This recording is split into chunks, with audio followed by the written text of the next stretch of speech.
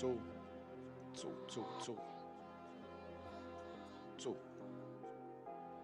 All I ever wanted was to be a gangster. All I ever wanted was to be a gangster. The Lord said, confession good for the soul. So right now, all I ever wanted was to be a gangster. Little did I know I was in danger. Decisions that I made provoked the Lord's anger. Prayed to him all the time, but I was just a stranger.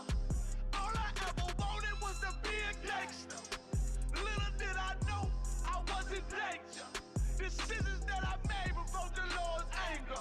Prayed to him all the time, but I was just a stranger. All I wanted was to be a gangster. And shot call to be known with them niggas letting shots off.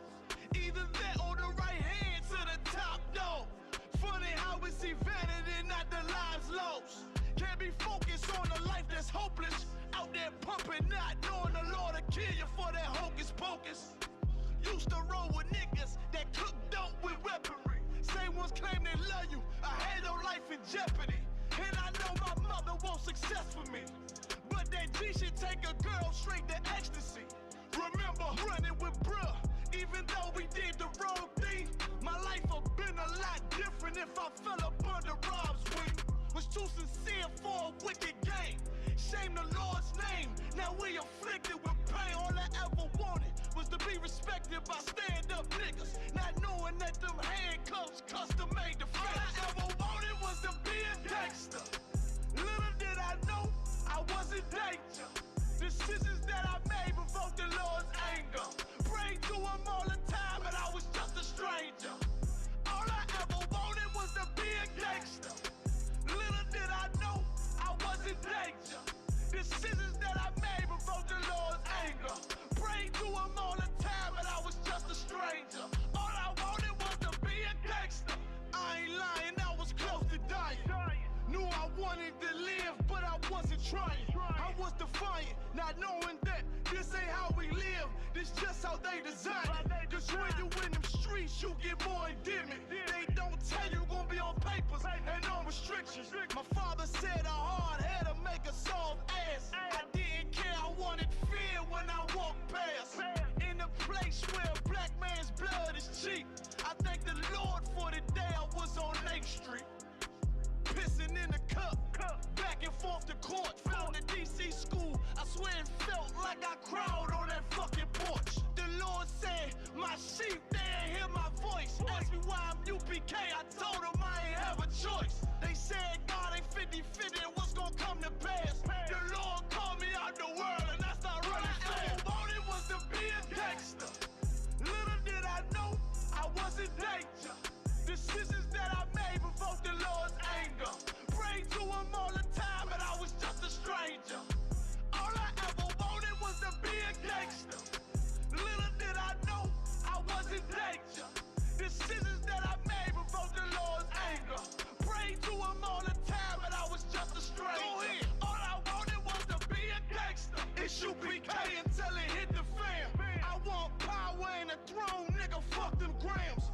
All I wanted was to be a gangster, but I was real as a righteous man. And now got the upper hand, gotta promote this brand. Correct whole multitudes until they all understand. If I can't get that crown, Lord, then put me in the hands of someone more mighty, make me this hit man. Reminiscing on the pain that was felt. Shit, I was in the jam. Shit, I needed help. But Swan was locked up and the judge put man on the shelf. Had me crying cause it felt like I was left by myself. All I wanted was to impress niggas with my grinding. Now I ain't trying to prove shit to nobody but Muhammad. Cause most these niggas lie and pump smoke. One time for the most high, he made me a cutthroat. Cause all I ever wanted was to smash my opponents. Stacking cash, not knowing it wouldn't last. Then God, I hope you accept my atonement. Cause all I ever wanted was to be a gangster. Little did I know I was in danger. Decisions that I made provoked the Lord's anger. Prayed to him all the time, but I was just a stranger. All I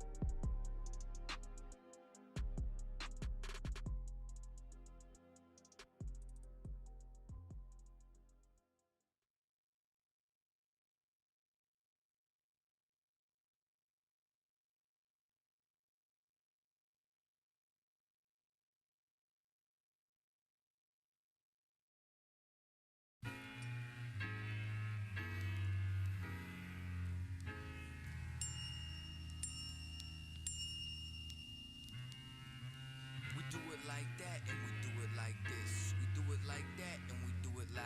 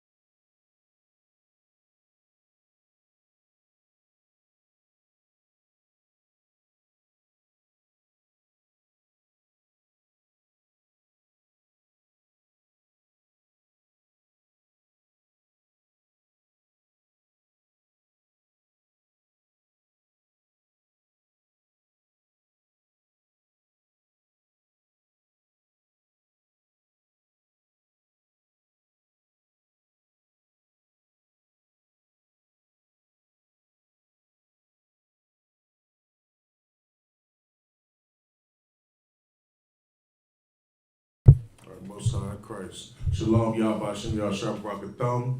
Yahweh Shemal Athaba Shem Yahshua. We are the Israelite School of Universal Practical Knowledge. Started on 1 West 125th Street in Harlem, New York, under command of General Yohana. We're not affiliated with any other Israelite school, camp, or organization. Today is a significant day.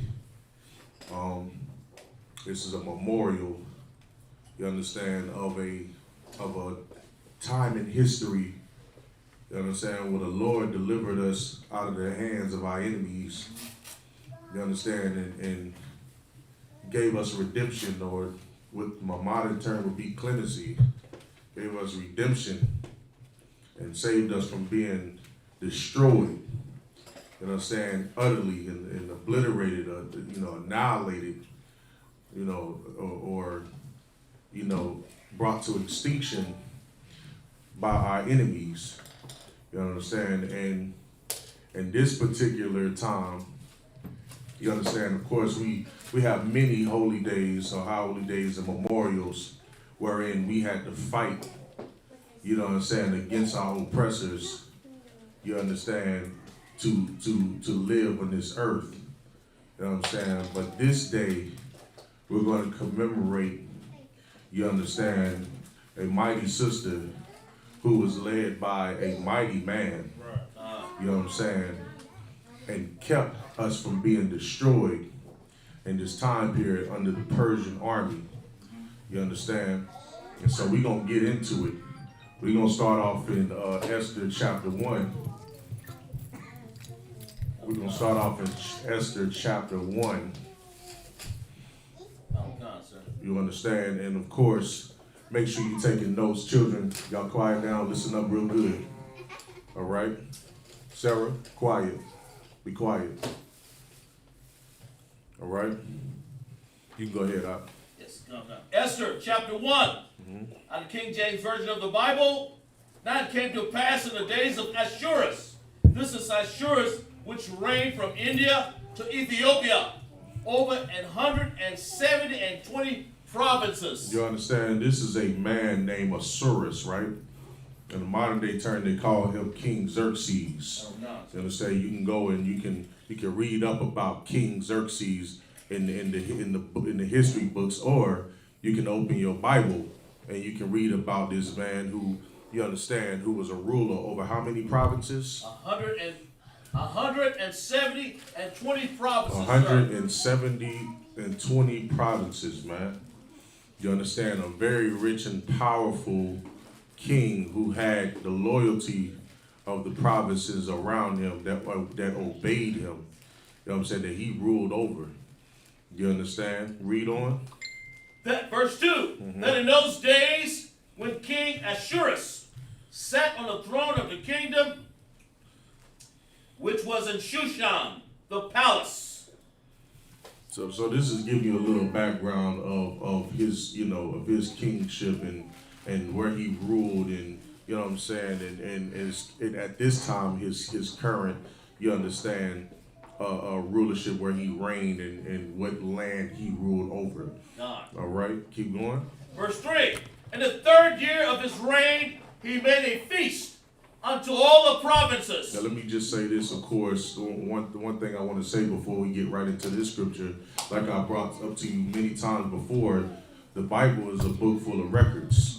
You understand? So if you ever wonder why the Bible starts off by telling you who this king is or who this man is, whoever it is, you know what I'm saying, and his lineage and the land he came from, you know what I'm saying, and the land that he ruled, and how many lands or how many places he ruled, it was because this is a record book. And so that it was because there was going to be a time where this was going to be taken away from us, and the knowledge of this was going to be taken away from us, and we wasn't going to have the information unless we go and seek it and look for it, sought the information out in the Bible, in the King James 1611 Bible.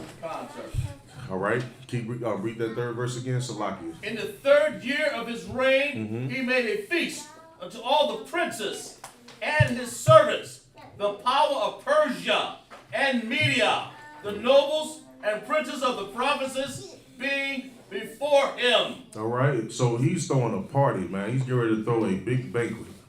You know, this is something the king does. That king did. That was a custom of his. He threw a party. He had all high officials. Imagine. You understand, somebody like Donald Trump throwing a party at the Trump Towers. You know what I'm saying? You got all of the high officials coming. You got all of the high grade celebrities. You understand? You got all of the, you know, the best ball players. You got all of the high politicians. You got you know, politicians from other countries coming. You got high officials, high ranking military men. You got all of them coming out there, man, and enjoying this big shindig. You understand, that's going on, and that's what King Asuras was doing, man. Go ahead. Sir. Verse 4. When he showed the riches of his glory, his kingdom, and the honor of his excellent majesty many days, even 180. And when these days were expired, the king made a feast unto all the people that were present in Shushan, the palace. So he made a feast. Okay, keep going. Of course, this is not the Lord. This is not the Lord's feast. This is not PURIM. I don't want y'all to get them mistaken. This is just a feast that King Asuras that he did. That was his custom in his land. Okay, we gonna get to the significance of our feast. But right now we're talking about King Asuras's feast, and King Asuras was not a Jew. King Asuras was a Persian. That's right. You understand? He was a heathen man. Go ahead. The king made a feast unto all the people that were present in Shushan the palace, both unto great and small, 7 days in the court of the garden of the king's palace. Read that one more time, Salakia. And when these days were expired, the king made a feast unto all the people that were present in Shushan the palace, both unto the great and small, 7 days in the court of the garden of the king's palace. He made it to all the great and the small, not even just the high people with the riches and the glory, but even the poor. You understand? Even the small of the people. Go ahead, keep reading. Verse 6. Where were white, green, blue hangings, fastened with cords of fine linen, and purple 2 silver rings, and pillars of marble. The beds were of gold and silver, upon a pavement of red and blue, white and black marble. Man, this showing you how glorious and how rich this man was and what he had, man. He did it up. Yes, sir. You understand? Be careful with that pencil, brother. Be careful with that pencil. Do that if you could, Baba Kashad. Make sure that he don't fall on that pencil. Go ahead. Verse 7. And they gave him drink in vessels of gold, the vessels being diverse one from another. Read that one more time from the top.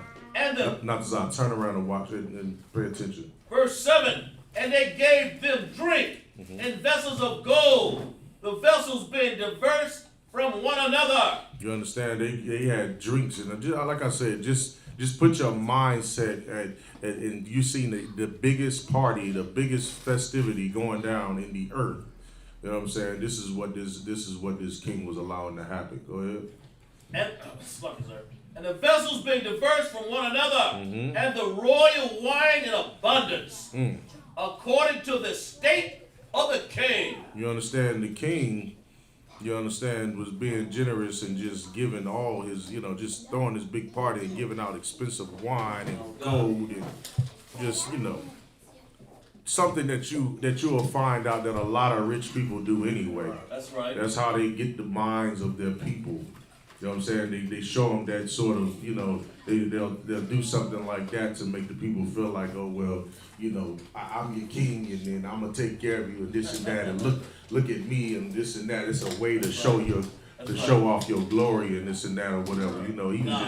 It's like when you host a party, you try to do it big because you want everybody to remember that party. And that's just kind of what he was. He wanted everybody to remember King Asuris.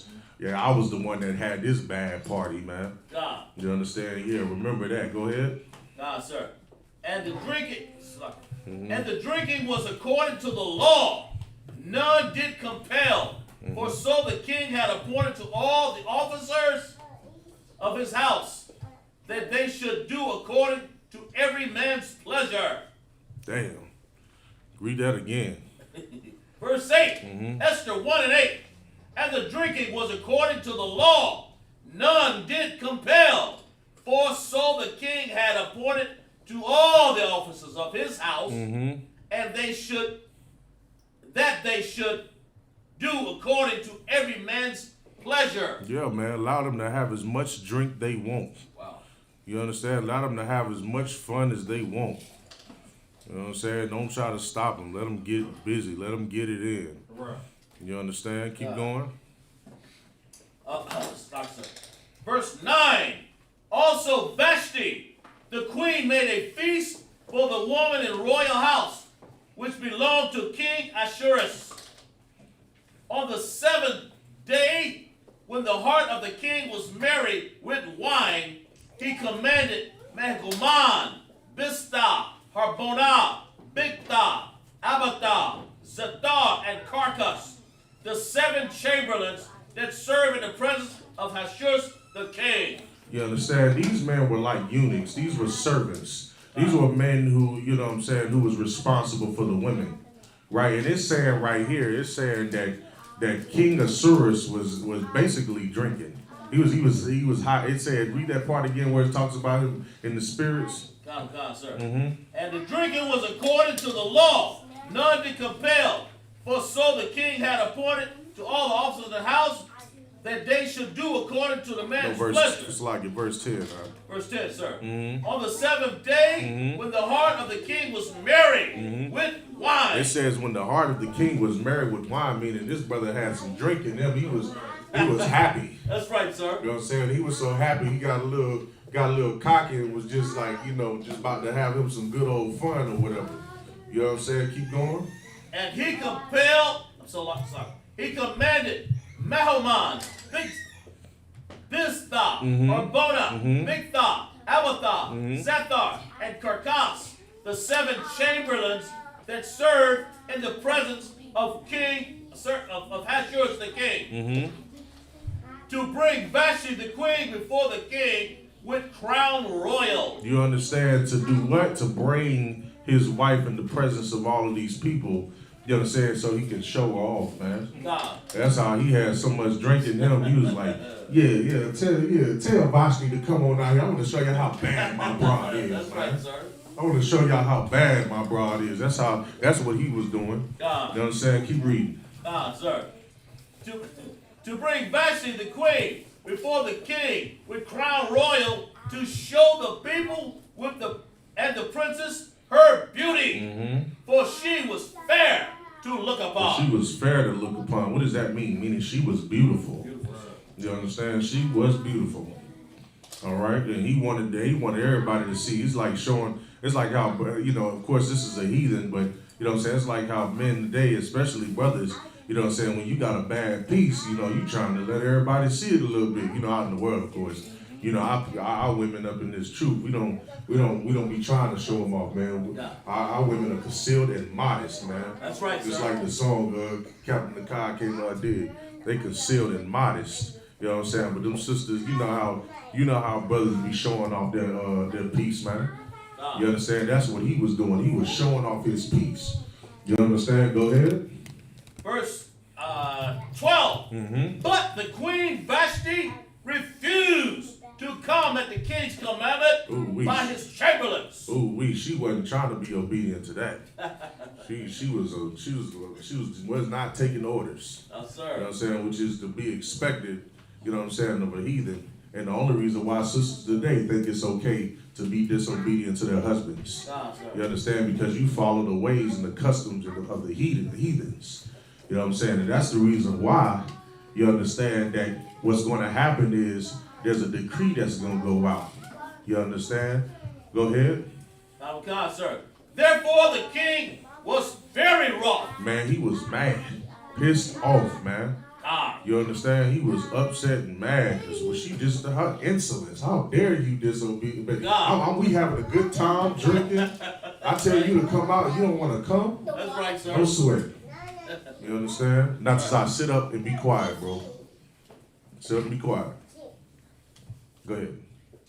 And his anger burned in him. And his anger burned in him, man. He was mad about it, man. Upset. Go ahead. Then the king said to the wise men, which knew the times, for so was the king's manner toward all that knew law and judgment. Verse 14. And the next unto... I'm sorry, Salaki, verse 13. Salaki, read that one more time. Verse 13. Then the king said to the wise men, which knew the times, for so was the king's manner toward all that knew law and judgment. You understand, the king was used to going to his wise advisors about everything that was going on, even concerning the law.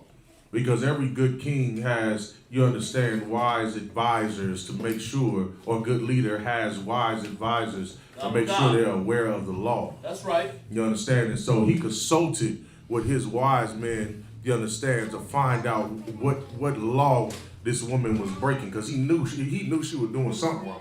And he was just angry as hell. He's like reading through them books. And, yo, is that something? It's something she got to be doing. Yes, sir. Because he wanted to get back at her. God. And she was dead wrong for not obeying him. God, sir. All right, and go ahead. Verse 14.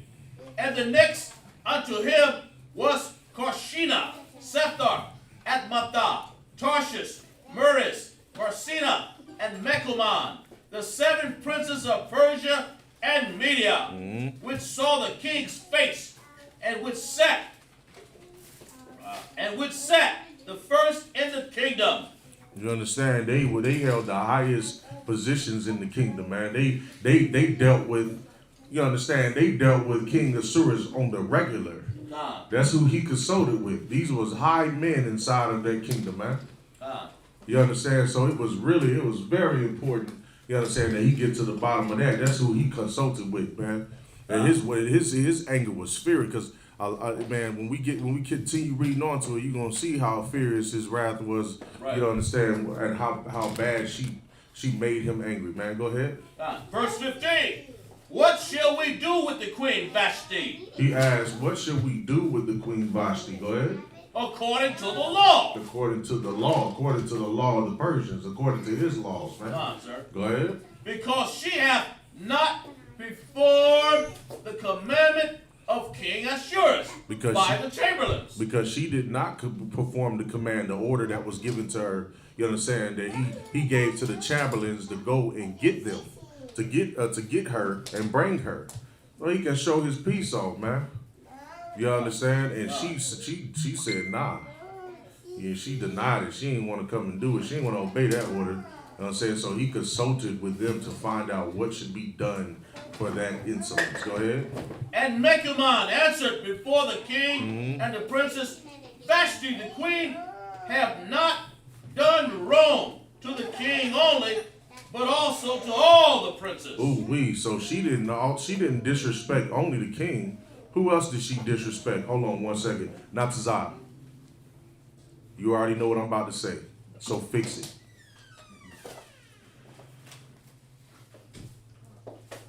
Go ahead, Doc. But also to all the princes. Hold your questions. Put your hands down. Read that one more time. And Mechamon answered before the king and the princess, Vashti the queen have not done wrong to the king only, but to all the princes. Not only she disrespected, you understand, the king, but she did wrong to even all the princes, all of the men in that land, man. God. You understand? Read on. And to all the people that are in all the provinces of King Ahasuerus. And to all the men that's in all the provinces of King Ahasuerus. Wow.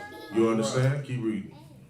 For this deed of the queen shall come abroad unto all women, so that they shall despise their husbands. In other words, the way she represented herself is basically her, like, that's a bad influence. In other words, like he was looking at it like, yo, the counselors was telling his counselors and his wise men was telling him, like, look, that's a bad influence. Her doing that is going to resonate to the women out there, you know, that are under their men out there in the provinces, and they're going to think it's okay to disrespect or not, you know, obey the command of their husbands. You know what I'm saying? So they had to do something about that. They just felt like she was just about to give a bad, like set a bad example. You know what I'm saying? And that's exactly, you know, what she was doing in that sense, because other women would have seen that. They'd be like, girl, you know, Queen Vashti, she don't be listening to her man. Shoot, I think I'm going to tell that nigga, I don't want to talk. I ain't doing nothing he say, shoot. God, sir. You know what I'm saying? So they had to do something about that. Read on. So that they shall despise the husband in their eyes, when it shall be reported.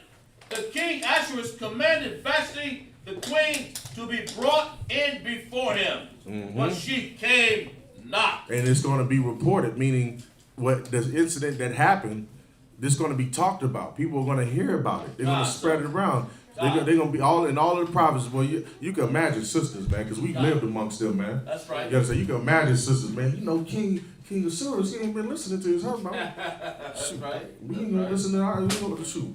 I ain't listening to that nigga no more. Shoot, if the queen could get away with it, I surely can get away with it. That's right. You understand? I can get away if she doing it against the king. I must can get away with something. Right. You know what I'm saying? Being rebellious as hell, man. You understand? So they didn't want that. They didn't want that kind of behavior going out. Go ahead. Sir, it's like most kingdoms where the king, their word is law. God, damn right. Their word is law. Damn right. Well, if I could get a glass, man, I want to drink it out of this can. I want to drink out of the cup if I could. The word is law, and when you disobey that law, it's like disobeying the king. So, hey, she just disobeyed the direct law. Damn right, man. Direct understanding of their law. You understand? Keep reading. Come, sir. Likewise, shall the ladies of Persia and Media say this day unto all the king princes which have heard of the deed of the queen. Thus saith there arise too much contempt and wrath. You understand? You're going to hear about the contempt and all of the wrath in the households. You're gonna hear the complaints of the men about how their women ain't listening and ain't doing it. It's gonna be a lot of fighting and arguing, and just because these women are going to decide that they're gonna follow. It's almost damn near like they was afraid of the women's movement. Like in this time period. They was afraid of the woman's spirit. It's like, nah, we got, hold on. She's setting up, because she's the queen. You know what I'm saying? Like, everybody looking at her, she probably was like how everybody look at, Beyonce right now. Even though she, of course, she was a heathen. But it was just like how everybody look at Beyonce. You know what I'm saying? How sisters be dressing and doing what they doing, and their bad influence on, and the influence of all of them singers and rappers and stuff. Nicki Minaj and Cardi B and and Megan Thee Stallion got sisters in there twerking in the household, giving that nigga hell, man, in the household, man. That's right, sir. You understand? And so they just didn't want that to go down, man. So he wanted to do something about that. Go ahead. God. Verse 19. If it please the king, let there go a royal commandment from him, and let it be written among the laws of the Persians and the Medes, that it be not altered, that Vashti came no more before King Ahasuerus. Meaning this, let's put out a decree, a written decree, a decree that can't be altered, meaning a decree that can't be revoked. Can't nobody change it. Once that stamp goes up there, it's done. You understand? It's done. And he said, let's put out a decree that this woman can no longer appear before the king. Wow. You understand? You know how horrible that is? Got to be for a woman that you be married to a man, but you can't see him at all. Right, and sir. You better not go out there and commit adultery on him. Right, sir. Right, you know what I'm saying? Because then you're going to be put to death. You know what I'm saying? By their laws, of course. So go ahead. And let the king give her royal estate unto another that is better than she. And this also shows you how much. This also shows you how much how unlawful these heathens are, because they throw away their women. You understand? He was mad because she didn't come in and like it was that bad. Like she didn't obey that order. So I'm just gonna throw the broad away. Forget it. I'm gonna sell everything she got and give it to another woman, which in our culture is unlawful. You can't throw your woman away. That's right, sir. Once you marry a woman, that woman is yours forever, unless she commits unless for what? Fornication, right? Yes, sir. Unless she goes out and commits adultery on you. And that goes for any woman you deal with, man. Sir. You know what I'm saying? Which is why it's important that you know that you make a righteous decision, a wise decision on who you deal with. You understand? And who you marry. Because once you marry them, they are yours forever. That's right, sir. All right? Read on. Verse 20. And when the king's decree, which he shall make, shall be punished throughout all his empire, for it is great. All the wives shall give to their husbands honor. You understand? This decree is going to bring that respect barrier back to the households, man. And these women are going to start honoring them, is what they believed was going to happen by putting out this decree, right? Keep going. Honor to both great and small, and the saying pleased the king and the princess, and the king did according to the word of Memucan. You understand? And he pleased it. What they said to him, he was pleased by it. It made good, wise sense. You understand? And he followed that. He made sure that decree was going to happen. You understand? Sir. Keep reading. Sir. Verse 22. For he sent letters into all the king's provinces, and to every province according to the writing thereof, and to every people after their language. You understand? He sent letters to every province. Now you understand, in this time of Medo-Persia, you understand, it was just like America. It was just like the Roman Empire. There was a melting pot of nations all over, man. You understand? And of course, we was in there just like we are in every damn captivity, in slavery, or being ruled over, when we're supposed to be the greatest people in the earth.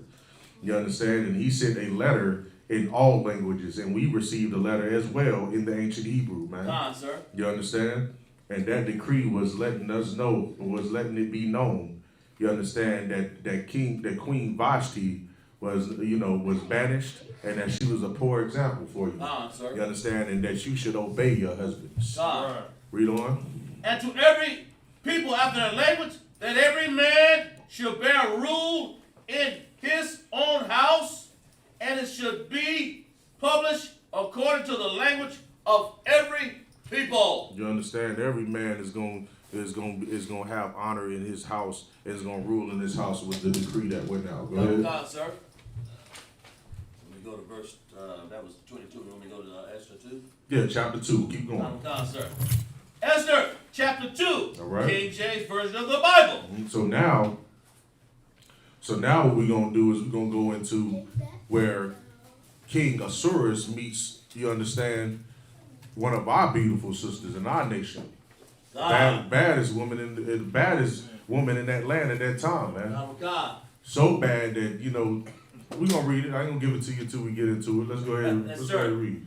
After these things, when the wrath of King Ahasuerus was appeased, he remembered Vashti and what she had done and what was decreed against her. Meaning, after his anger subsided, meaning now he's not angry so much. You understand? He's done with that issue. That's done. The woman's gone. She ain't the queen no more. All right, boom. You understand? God. So now he remembered his decree, right? God. And what she had done. He's sitting there, he's thinking like, dang, yeah, she did that thing, man. I had to do that decree. He just sitting there thinking to himself, like, yeah, that's crazy how she did that. You know how brothers, we can sit back, and how men sit back and be thinking like, dang, yeah, she did that thing, man. That's messed up, but ain't no sweat. No sweat. All right, keep reading. Verse 2. Then said the king's servants that ministered unto him, let there be fair young virgins sought for the king. Ooh, so now his counselors are saying this. He said, let us go find you a new queen. Right. Let's search the entire empire and find you a woman. All right, keep reading. Verse 3. And let the king appoint officers in all the provinces of his kingdom, and they may gather together all the fair young virgins unto Shushan the palace, to the house of the women, unto the custody of the hedge, the king's chamberlain, the keeper of the women, and let their things be purification be given unto them. So in other words, the counselor is telling the king, you know what I'm saying, let's go ahead and send out people specifically to go find these women. Go find you some beautiful women, all the fairest women in the land. You know what I'm saying? We're going to take them, we're going to clean them up, give them perfume, put nice dresses on them, do their hairs, get their nails done. All right. Put them through a beautification process because they wanted to make sure they presented, you understand, these women to the king. That's right. All right, keep reading. Verse 4. And let the maiden which pleaseth the king to be queen instead of Vashti. And let the maiden who pleased the queen, the maiden who pleases the king become queen. You understand? Over Queen Vashti. God. Okay? You understand? Keep reading. And the thing pleased the king, and he did so. And the thing did please the king, and he did so, man. All right? Keep reading. Verse 5.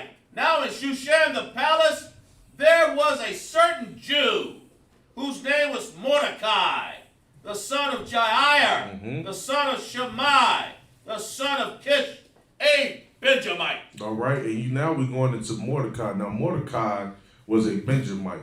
For all y'all that don't know who the Benjamites are today, that's the so-called Trinidadians, so-called Jamaicans, and I think West Indies. It's the so-called West Indians. Okay, you look on that sign right there. Of course, it lists all 12 tribes, and it lists all of the tribes and who they are today. You understand? So the Benjamites would be the so-called West Indians. You call it Jamaicans and Trinidadians and all of that. You understand? Read on. Verse 6. Who had been carried away from Jerusalem with captivity. I'm sorry, go ahead. Which had been carried away with Jeconiah, king of Judah, whom Nebuchadnezzar, the king of Babylon, had carried away. You understand? So his family was carried away, you know what I'm saying, by King Nebuchadnezzar, man. You understand? And now he's up in this land under the captivity of the Persians. God. You understand? And so there's a very significant point about Mordecai, because Mordecai, you understand, and we're gonna get into it. Mordecai, even though Esther, did the thing that he told her to do, Mordecai used his wisdom to give order to this woman to make sure that everything was straight. God. So we're gonna get into it a little bit deeper as we read it. Read on. Verse 7. And he brought up Hadassah, that is Esther, his uncle's daughter, for she had neither father nor mother. And the maid was fair and beautiful. You understand now, this is Mordecai's cousin. Esther was Mordecai's cousin. God. All right, but Mordecai raised her like a daughter. You know what I'm saying? Because both of her parents were gone. They were dead. You understand? And so he raised her up like a daughter, and she was beautiful. She was fair. You know what I'm saying? She was the most beautiful woman in that land. God. Go ahead. Yes, sir. And she had to be a bad sister, man, because the Bible describes her as fair and beautiful. You understand? Like, how, in the scriptures, you just say, this sister was fair. Like to look up upon. You say, it says she was fair and beautiful. Damn right. So this was a bad sister, right? That's Damn right. Give him a hand. It said Queen Vashti was fair. Right. But it said that Esther was fair and beautiful. That's right. She was a bad broad. Right. She was what the world calls a 10. That's You right, understand? sir. She was a dime. Right. You understand? She would have been like, how they look at Beyonce today or something. Right. You know what I'm saying? And that's how she was in that time period. So damn bad that out of all the women in all the provinces, she was the one that was picked by the king. You know what I'm saying? A sister. You understand? From the tribe of Judah. Go ahead. And the maid was fair and beautiful, whom Mordecai, when her father and mother was dead, took for his own daughter. So it came to pass, when the king's commandment and his decree was heard, and when many maidens were gathered together unto Shushan the palace, to the custody of Haggai, that Esther was brought also unto the king's house, to the custody of Haggai, keeper of the women. You understand? So now she, as a result of the decree, you understand, she was brought along with all of these young maidens. You understand? Because that was the decree that went out. It was, of course, the law.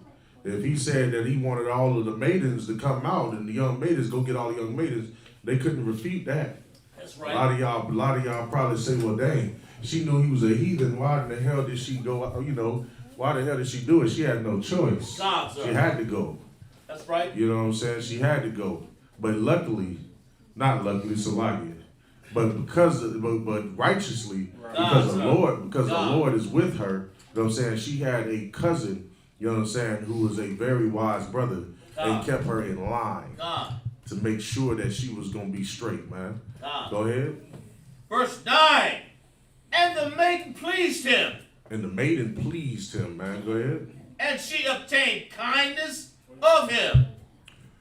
And he speedily gave her things for purification. You understand? Because even though he was a heathen, she was just raised right, man. Like Mordecai took care of her and raised her right. She was kind and she did what she did, how she presented herself and acted the way she's supposed to act. That's right, sir. You know what I'm saying? And when she got before that king who was the most powerful king in that land, that's right. You know what I'm saying? Her behavior appeased him, man.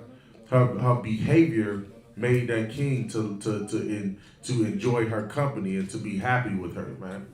You understand? To show kindness to her. You understand? Keep reading. With such things as belonged to her, and 7 maidens which were meet to be given to her out of the king's house, and he preferred her and her maids unto the best place of the house of the women. Read that verse again. God, sir. And the maiden pleased him. What verse you on? Verse 9, sir. Go ahead. And the maidens pleased him, and she obtained kindness of him. And he speedily gave her things of purification, with such things as belonged to her, and 7 maidens which were meet to be given to her. out of the king's house, and he preferred her and her maids unto the best place of the house of women. Meaning she was so bad that that the king was impressed by her, man. That's right, sir. And the man that was sent out to get her, you understand, was impressed with her, man. And she was given 7 maids, 7 servants. You know what I'm saying? And she was given the best spot, you understand, in the king's palace, man. The best place. You know what I'm saying? Like she was that bad. You know what I'm saying? And it shows you how much a man will do for a woman. There's scripture inside the Apocrypha, you know what I'm saying, that talks about, you know what I'm saying, what is greater, you know, the king, wine, or women. Have you ever read that scripture? Well, I might bring that out in another topic as well. You know what I'm saying? It talks about how, you know, the one brother said that, you know, women are more powerful, you know what I'm saying, than the king and wine. You know what I'm saying? Because their influence on a man. A man go out and do all the things that he do for that woman. You know what I'm saying? And this man, he saw the beauty. This king saw the beauty of this woman, and he had to have her. That's right. And was willing to give up everything he had, including half his kingdom, which he told her a few times in this chapter. You know what I'm saying? Because of her beauty, man. That's right. You was about to say something, Mark? No, sir. Okay, go ahead. Keep reading. Verse 11. Verse 10. Verse 10. Esther had not showed her people nor her kindred, for Mordecai had charged her that she should not show it. Again, Mordecai was her head, man. Mordecai was giving her wise counsel, told her, do not tell them what your nationality is. Sir. Don't tell them who you are.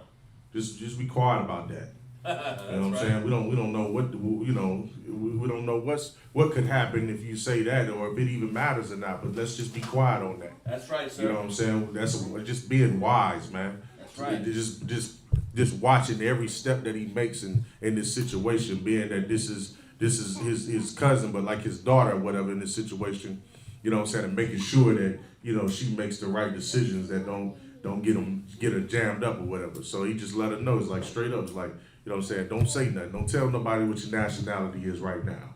You know what I'm saying? Go ahead. Oh, and then, if I may, sir, if I may say, that's Mordecai with the leadership of the man taking charge and making sure the woman followed the man's, and Esther did it perfectly right there. Just damn right. Letting them know. Damn right. That, you know, you follow the man. She kept the hierarchy of what things going on, right? Damn right. Give me the scripture that talks about you know, the man being over the woman and Christ over the man and the Most High over Christ. That's the order of it, man. That's the order, you understand, of from the heavens, man. That's the order on this earth as well. You understand? And she did what was right. She obeyed Mordecai because she knew the laws.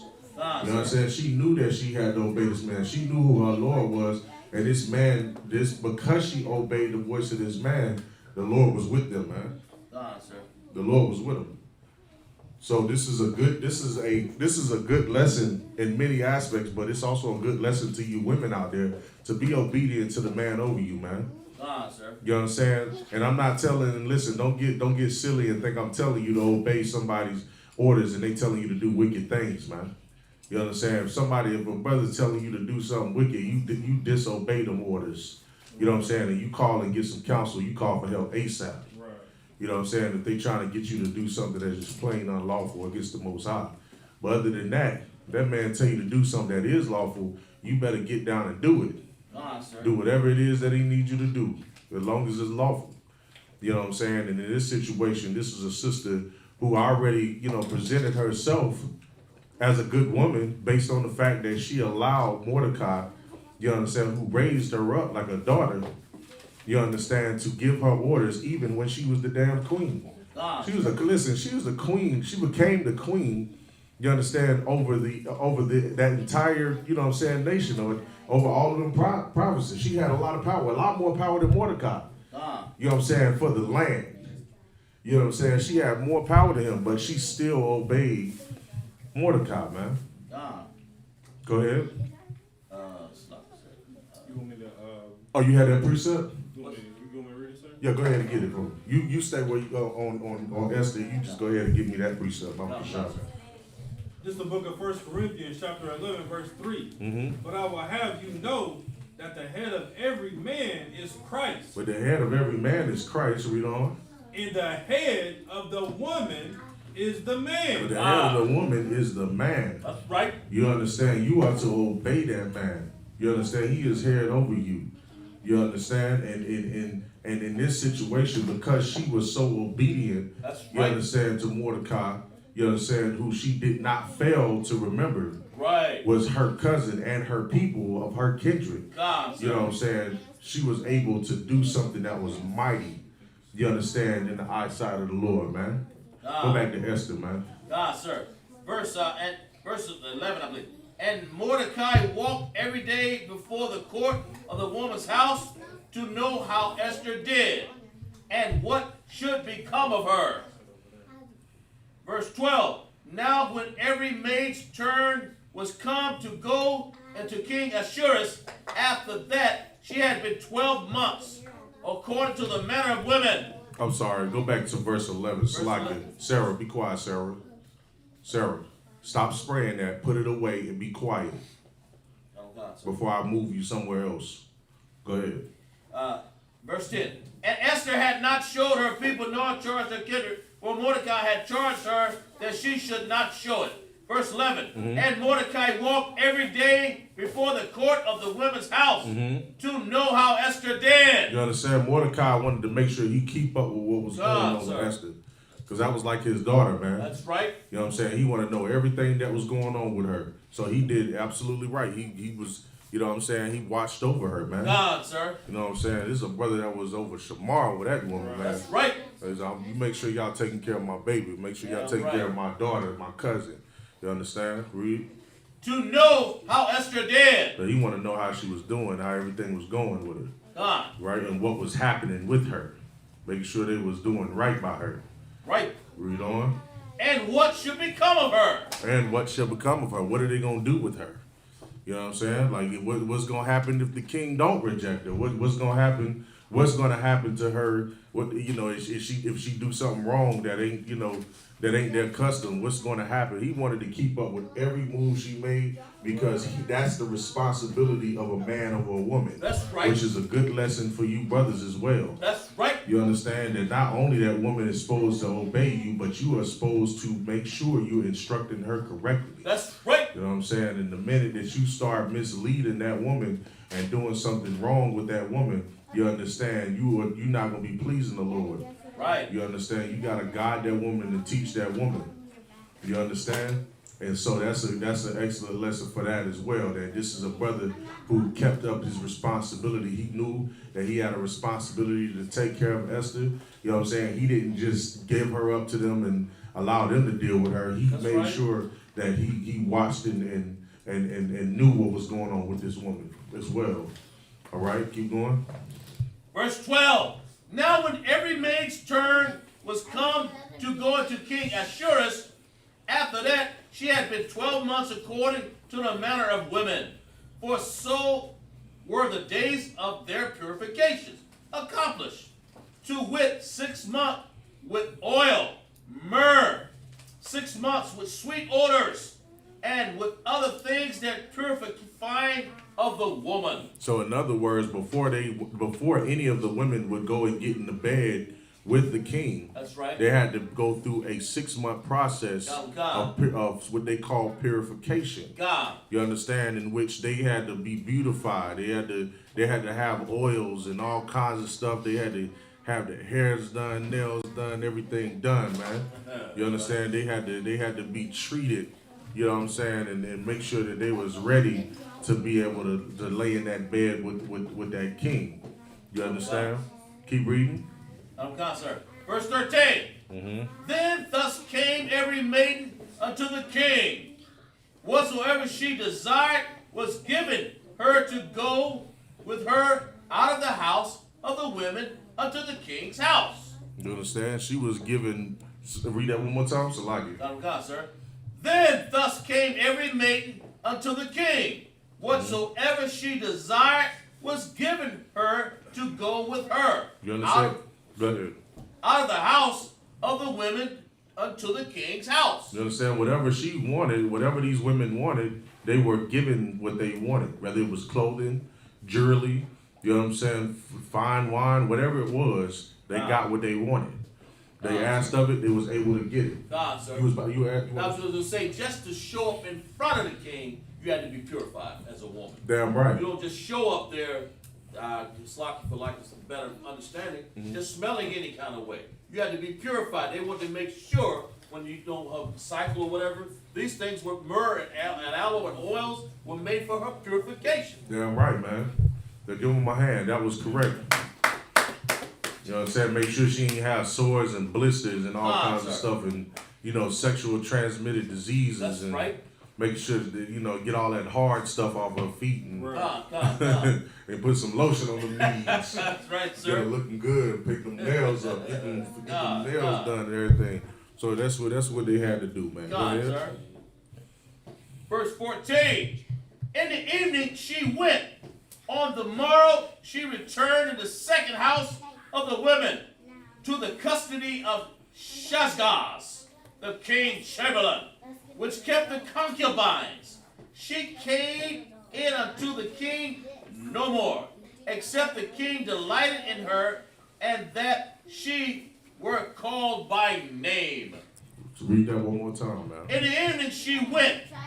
On the morrow she returned into the second house of the women, to the custody of Shashgaz, the king's chamberlain, which kept the concubines. She came in unto the king no more, except the king delighted in her, and that she were called by name. Meaning this, she was brought into the king. She was brought to the place where they kept all of the king's wives. Right, and she was there to await what? To let the king's but to see her. To await the king's request. That's right, sir. You understand? Because you couldn't go and just be up on the king. That's right. You couldn't just be up and, hey man, what you doing? How you doing? Yeah, I've been out here chilling. You been all right? You couldn't do that. You couldn't do that with this king, man. This king had a law that you had to be requested. God. You understand? For whatever reason he had, that was his law. God, sir. You understand? So she waited amongst her the concubines or the other women that he had, and he you know what I'm saying, and they waited until he requested them. That's right, sir. You understand? Which God knows how long that could have been. You know what I'm saying? You might be woman number 35 on the list. God, sir. You know, who knows how that went down. God. But pretty much that's what you had to do. You had to wait for the king to request you, man. God, sir. You understand? Go ahead. Verse 15. Now when the turn of Esther, the daughter of Abihail, the uncle of Mordecai, who had taken her for his daughter, was come to go into the king, she required nothing but what Haggai, the king's chamberlain, the keeper of the women, appointed. And Esther obtained favor in the sight of all them that looked upon her. You understand? Read that one more time. Now with the turn of Esther, the daughter of Abihail, the uncle of Mordecai, who had taken her for his daughter, was come and go into the king. She required nothing but what Haggai, the king's chamberlain, the keeper of the women, appointed. And Esther obtained favor in the sight of all of them that looked upon her. You understand? And she went in. It was her time to go in with the king. And then now one of the king's eunuchs or the chamberlains, you understand, was in charge of her. That was in charge of her. You understand? She gained honor in the sight of these people, man, because because of her obedience, and she asked nothing. That she just did what was requested of her, man. God, sir. You understand? Keep going. Verse 16. So Esther was taken unto King Ahasuerus into the house royal in the 10th month, which is the month Tebeth, in which the 7th year of his reign. And the king loved Esther. And the king what? He loved Esther. Well, the king loved Esther. Keep going. Above all the women. Above all the women. Gotta be a bad woman. Woo. Had to be a hot pick, a good pick, man. God. Cause God, it was to the point where he just was like, he's like, yeah, she the one right here. Yes, she the one. Like cause you'll just imagine how beautiful she was. God, like sir. Sisters, y'all don't understand, man. Y'all don't understand what y'all do to the men on this earth. And I don't just mean Hebrew Israelite men, your own men. I'm talking about the men on the earth. Yeah, all right. men. They want you. All of them do. You understand? But the Lord made you for black, Hispanic, and That's Indian right, men. sir. You know what I'm saying? And in this Right. situation, That's right, sir. you understand, although, her being married to this heathen, you know what I'm saying, this is something we don't, you know what I'm saying, this is something that the Lord wanted to happen. You understand, for the sake of Israel. However, you understand, she did this to save our nation, man. God, sir. She was part of, whatever the Lord had to do in order to keep, you understand, that wicked Haman who we're going to speak about from destroying, you understand, the Israelites, man. God, sir. You understand? And she was so bad that, it's just like how it talks about how Sarah went into the land of Egypt. God, sir. And she was bad too. Sarah was bad too. That's right. You know what I'm saying? Sarah was bad. God. And they had a lot of the Egyptians to tell him that was his sister. Because if they didn't, they would have killed Abraham just so they could marry. That's right, sir. You understand? That's how bad she was. Our women are bad in this earth. Could you imagine if we wasn't under all of these curses? How beautiful you would. Wow. Your hair would grow back. You understand? Wow. You understand? That filth and that funk would go away. That's right, sir. You know what I'm saying? Those are the things, those are curses you may not understand. Sisters, that the reason why you can't grow your hair, that is a real curse. That's a real curse. There's a scripture that talks about you be struck with baldness upon the head. That's right, sir. And most sisters walking around here wearing this weave and these tracks, or you know what I'm saying, these full lace wigs. You know what I'm saying? You wearing that, and up under that hair hat ain't nothing but probably about this much of hair. You understand? Not to insult black women, because I love my black, Hispanic, and Native Indian women. I'm just saying that the reason why our hair, or the reason why we are like the way we are today, is because we are cursed. But when you come into the truth of the Most High, you'll gain all of those beautiful features that Esther had and that Sarah had, man. You know what I'm saying? You'll gain all of that back. You know what I'm saying? And all of our women will be walking around here looking beautiful, looking like 10s, man. You understand? Go ahead. Sir.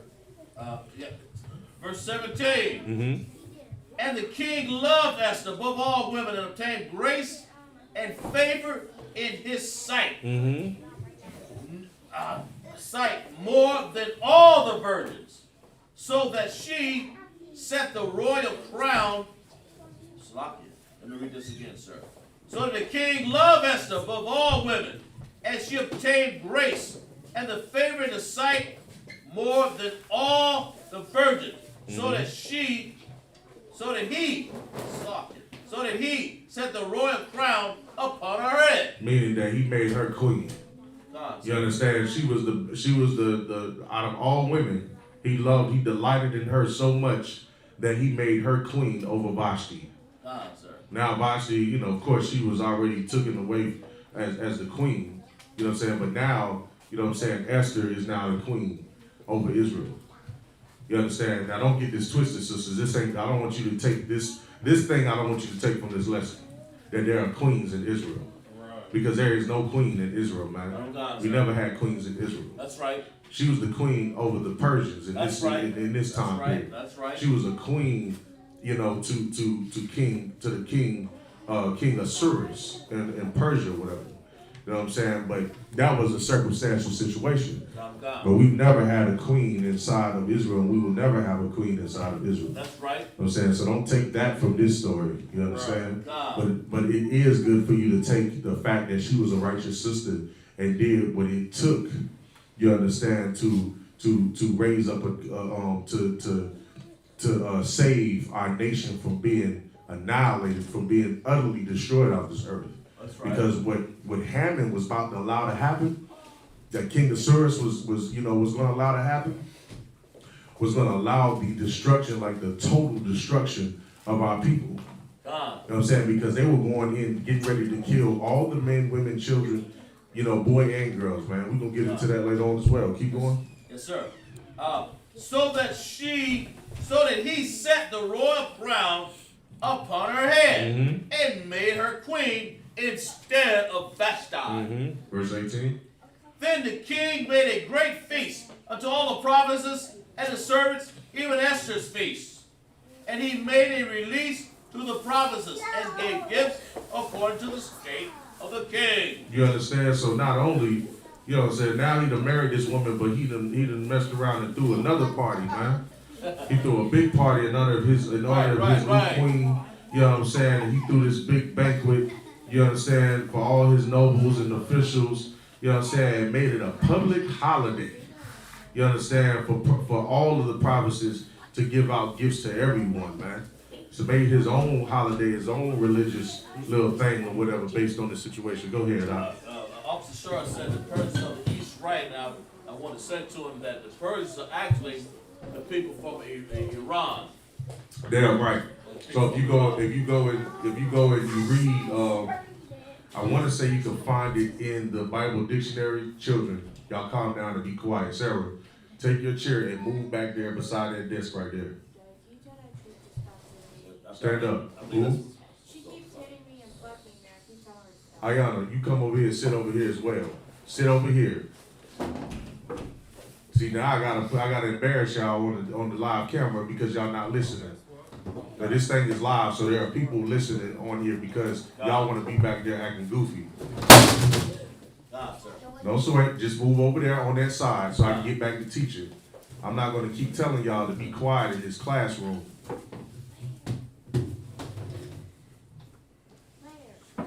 Move your chair right there.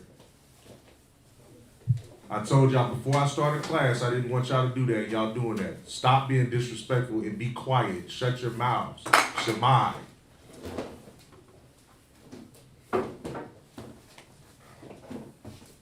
Thank you. Now we're going to go back to the class. Go ahead. It was the Persians are the Mahmoud Ahmadinejad, the people from Iran. Those people, that's the same people, sir. That is correct. Give me my hand. No,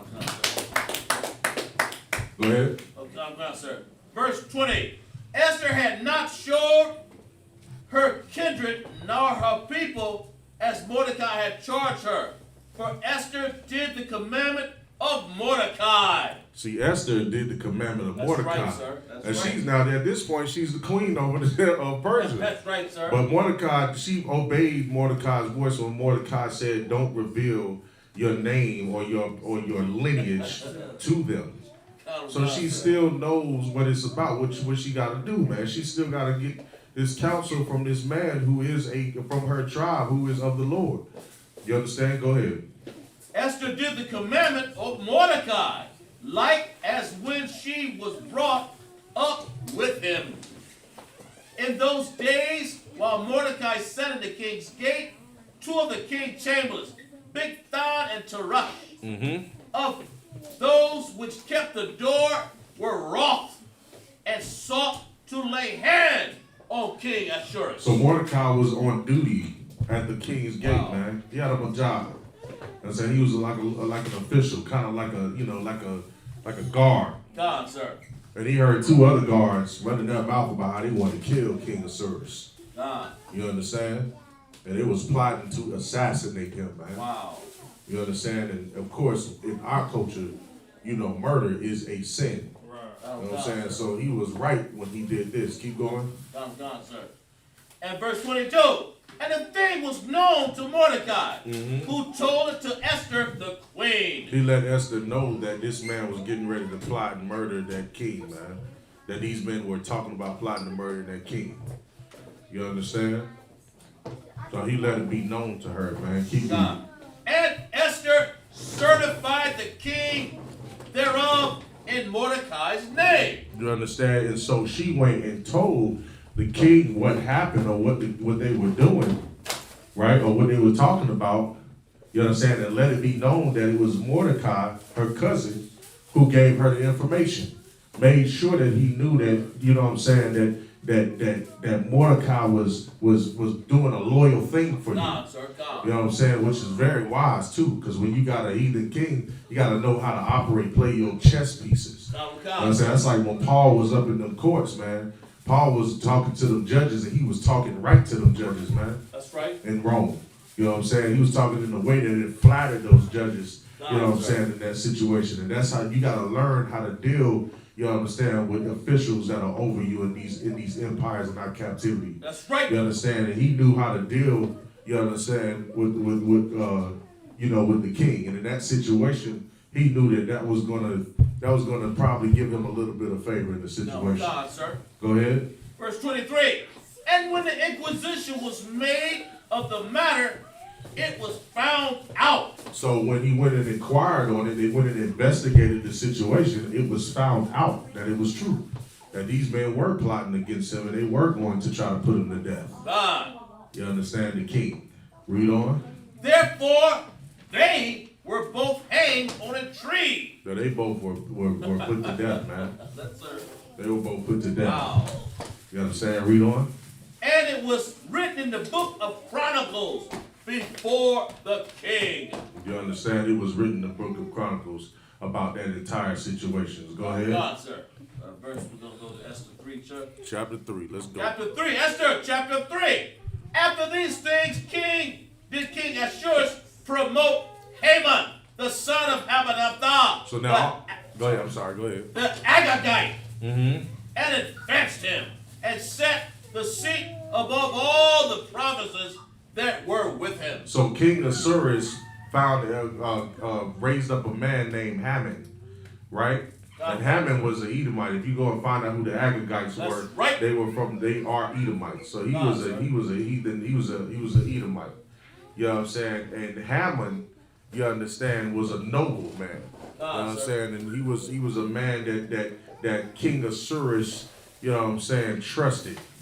You know what I'm saying? Trusted so much that he would give the ring, that he would sign decrees, and he would give that ring, you know, over to this man so that he can go and create decrees and send these decrees off in the name of King Ahasuerus. You gotta be well trusted to be given the power to go and stamp off decrees in the name of the king. It's almost damn near like you the king. That's right. You know what I'm saying? You got that kind of power. So Haman was a man that was advanced, meaning he was promoted.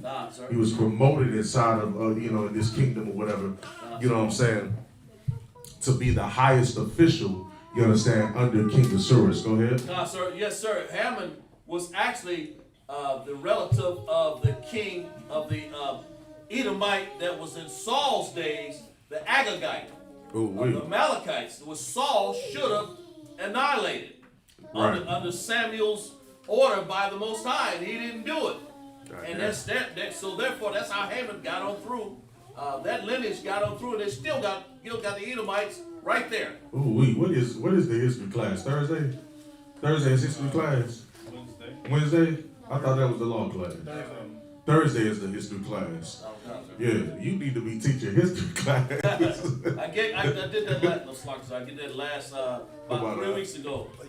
When at the Agagite, if I may, the Agagite, Saul fell. He was the one told by Samuel to get rid of these Agagites, destroy every last one of them, because the Lord knew that the Amalekites, those same Jews that are back there today, right now, that have plagued our people with all these curses that all these goings on that we got now. Right. All he had to do was just kill them, but he didn't. So Haman was really an Edomite, the same as Agagite from King Agag. Damn right, man. Give him a hand.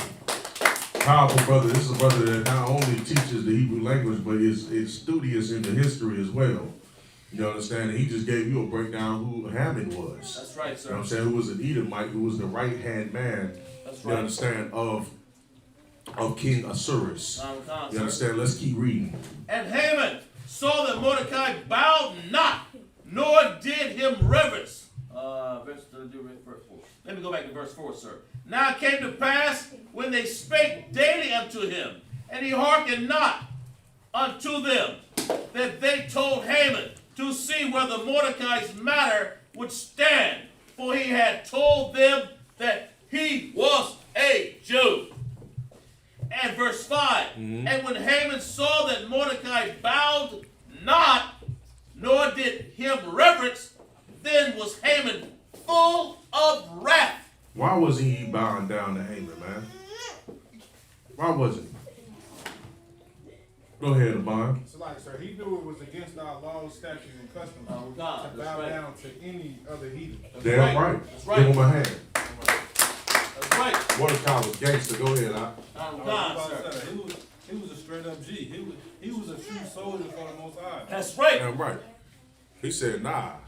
Bow down for what? No. Like, you know what I'm saying? Like, and he stood on that. And they asked him, why you don't want to do it? Because he's the Jew, and it's part of our custom. That's what? right, to not sir. bow down That's to right. anybody but to our own God, man. Oh God, sir. And we not gonna bow down, and he didn't. Right. You know what I'm saying? So they took that to heart, but he was in their feelings about that. Hammond was not pleased. This nigga, he think he too good to bow down. Go ahead, That's huh? right, So like, sir. sir, exactly what you just said. When they was like, this nigga ain't gonna bow down to me. That's right. That's right. That's right. Like, he ain't gonna bow down to me. He's just in his feelings, man. He was hurt by that. Wow. Just this one nigga that wouldn't bow, and he just wanted to be in his feelings about That's it. right, sir. Go ahead. And it was full of wrath. Verse 6. He was full of anger. Go ahead. Verse 6. And he scorned to lay hands on Mordecai alone. Ooh, so he wanted to try to lay hands on Mordecai. Wow. You know what I'm saying? And just based on how that brother is, I don't think it would have been wise for him to try to go at Mordecai. Mordecai probably would have put the brakes on him, like would have beat the brakes off God, him. sir. Because you could tell he had the spirit of the Most High on him. God. You know what I'm saying? Because he could have been put to death on the spot. That's right, You know sir. what I'm saying? But he stood firmly. He stood firmly, and he said, I'm not, he did not bow once. God, sir. You know what I'm saying? Caused so much confliction between him and Hammond because Hammond wanted him to bow. You understand? Keep reading. And he thought to scorn to lay hands on Mordecai alone, for they had showed him the people of Mordecai, wherefore Haman sought to destroy all the Jews. You understand? So he, at this point, he's like, well, I want to put my hands on him. But this, I don't want to do this alone. I don't. It wasn't enough to just do that. Like it wasn't just enough to put his hands on him. Wow. Let me hit him where it's going to really hurt. Right. You know what I'm saying? So now his mission is to go after his people, because he found out what Mordecai was. He found out that Mordecai was a man that come from the Jews, man. God, sir. He knew that he was a man from the Israelites, God. from the Jews that lived in the land, man. You know what I'm saying? So now he's going to go hit him where it hurts, and that's going to be his entire family. God. Read on. To destroy all the Jews were throughout the whole kingdom of Ashurus, even the people of Mordecai. Even the people, even Mordecai's people, even his tribe. God. He was set out to destroy his family and all of the families of the Jews, man. God. You understand? Because he knew and that all came from the fact that Mordecai didn't want to bow to him, man. That's right, sir. You understand? Because Mordecai, that sounds like the sister, you know what I'm saying, and her sons who didn't bow, you know what I'm saying, to the king of that time. God. You know what I'm saying, to King Darius. Right. You know what I'm saying? And they, of course, they was put to death for it. Mordecai, he had the same spirit. He stood strong. He's like, nigga, I'm not bound for nobody but the Most High. Keep reading. And the first month, that is the month of Nisan, in the 12th year of King Ashurus, they cast pure, that is, the lot, before Haman from day to day and from month to month to the 12th month, that is the month of Adar. And Haman said unto King Ashurus, there's a certain people scattered abroad and dispersed among the people in all the provinces of thy kingdom, and their laws are diverse from all the people. And all their laws are diverse from all the people. You know you got to be talking about the Jews. That's right, sir. Why? Because we were separate. We are a holy people. Right? That's right. Because the Most High commanded us to be a holy people unto him. God. Man. You know what I'm saying? Even the Bible says we are a holy people unto him. You know what I'm saying? And we must remain separate. And they even knew that. They could tell. How could they tell? Because we were serving a God. We wasn't serving King Osiris. You know what I'm saying? We wasn't sacrificing beasts in his temple. You understand? Or sacrificing beasts to his guys that he set up for himself. God. You understand? We was out there in our temples worshiping our God. And practicing our laws. You know what I'm saying? And that greatly, that Hammond knew it. Hammond's such a devil, man. That's right, sir. Because Hammond don't give a damn. He really didn't give a damn if they was not following the laws or not. That's right, sir. Or they was doing their own thing. He was doing this because of Mordecai. Right, sir. That was it. Because they already knew that the Jews were separate in that land. Sir. That the Jews was doing their own thing. But he wanted to go after them because of Mordecai. Right. His right, hatred. sir. That shows you he's a devil. That's right, sir. You know what I'm saying? It's just horrible. That's right, sir. You know what I'm saying? Same spirit as that NFL player, you understand, that did that to that sister. Because she wouldn't bow. He beat the crap out of her, man. Wow. Officer Bond brought that out a few days ago.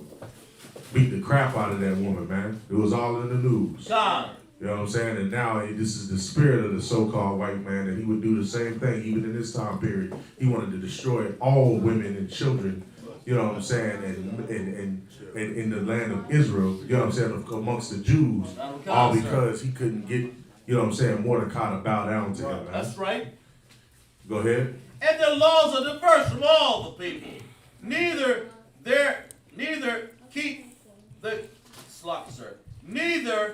keep the king's laws. Therefore, it is not the king's profit to suffer them. So it's not the king's profit to save them. That's right, sir. It's not the king's profit. They're nothing. They don't even obey you. What's the point? You know, what's the point of having them? Let's just go ahead and get rid of them. Right. You understand? Keep going. That's right, sir. To suffer them. Keep the king's laws. Therefore, it is not the king's profit to suffer them. Verse 9. If it please the king, let it be written that they may be destroyed. If it pleases the king, let it be written in a decree. And let's sign off on this decree to destroy all of them, man. Wow. To get them out of this land. Man. Right? Keep reading. That it may be destroyed, and I will pay 10,000 talents of silver. And just to make it official, and he hated Mordecai so bad and wanted to kill the Jews so bad that this evil bastard wanted to even put his own money into it, making sure that decree was followed. He was willing to invest 10,000 talents,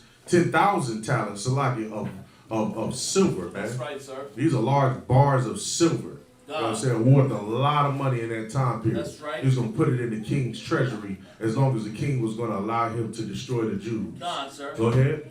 1,000 talents of silver to the hands of those that have the charge of business to bring it into the king's treasurers. And of course, at this time, you know what I'm saying, he didn't even know it was the Jews that he was talking about. He was just telling them about the people that you know, made them seem so insignificant. God, sir. Like they was nobody's. Like, don't worry about it. Let me just get rid of them. I'll give you 10,000. Let me just get rid of them. You ain't got to worry about it. There ain't nobody no way. That's right. Go ahead. And verse 10. Mm-hmm. And the king took the ring from his hand. The king took the ring from his hand.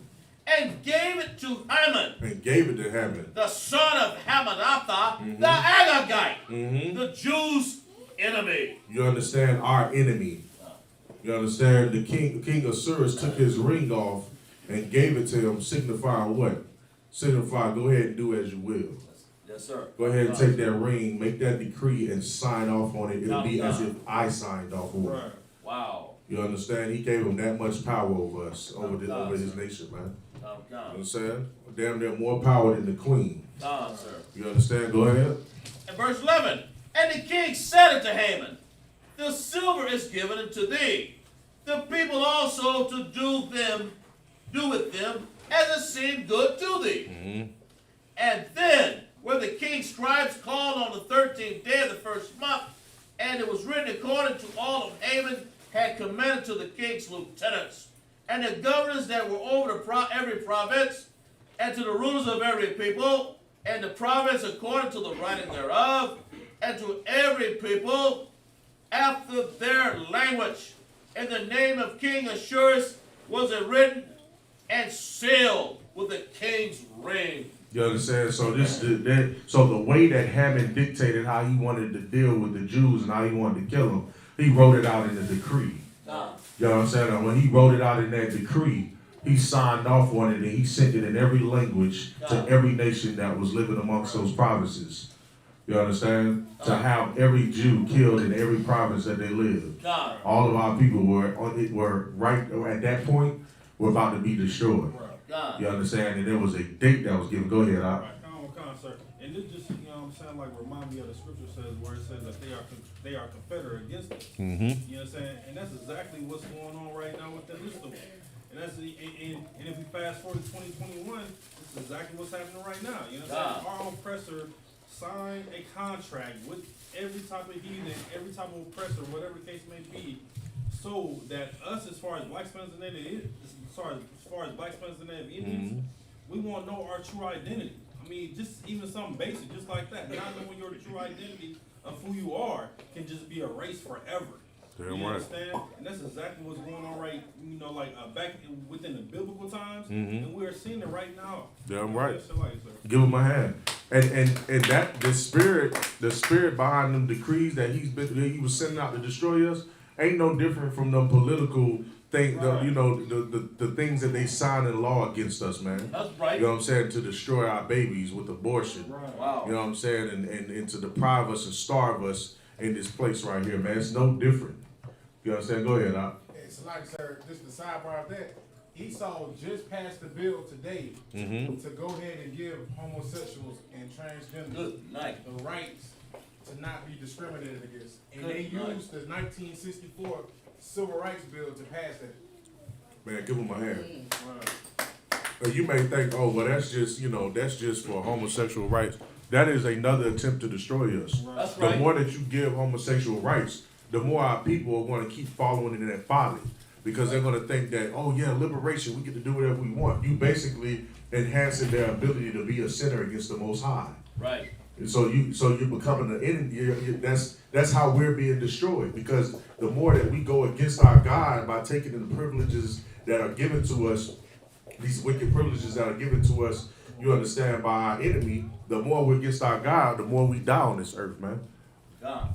You understand? Keep going, Doc. Verse 13. And the letters were sent by the post unto all the king's provinces to destroy, to kill, and cause perish to all the Jews, both young and old, little children and women, in one day, even 1 and 13, upon the 13th day of the 12th month, which is the month of Adar, and to take the spoil of them for their prey. So not only the decree was to go out for you to kill these men, the men, women, and children of our nation, but also that if you kill them and you slaughter them, you can keep their property.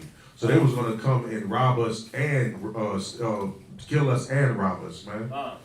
You understand? That was what was going to happen to us. Why? Because Haman hated Mordecai. Because Mordecai wouldn't bow. Because he was obedient to the Most High. That's right. He loved the Most High so much that he wasn't going to bow to no damn man. That's right. And you shouldn't either. Read on. Verse 14. The copy of the writing for a commandment to be given to every province was published to all the people that they should be ready against that day. You understand? Basically letting them know that this is what's to come. Be prepared. Like, be prepared, because we coming to slaughter y'all. It's like they was giving you a heads up. This day, there's going to be horses, there's going to be swords, and they're going to be coming your way, and you're going to be put to death.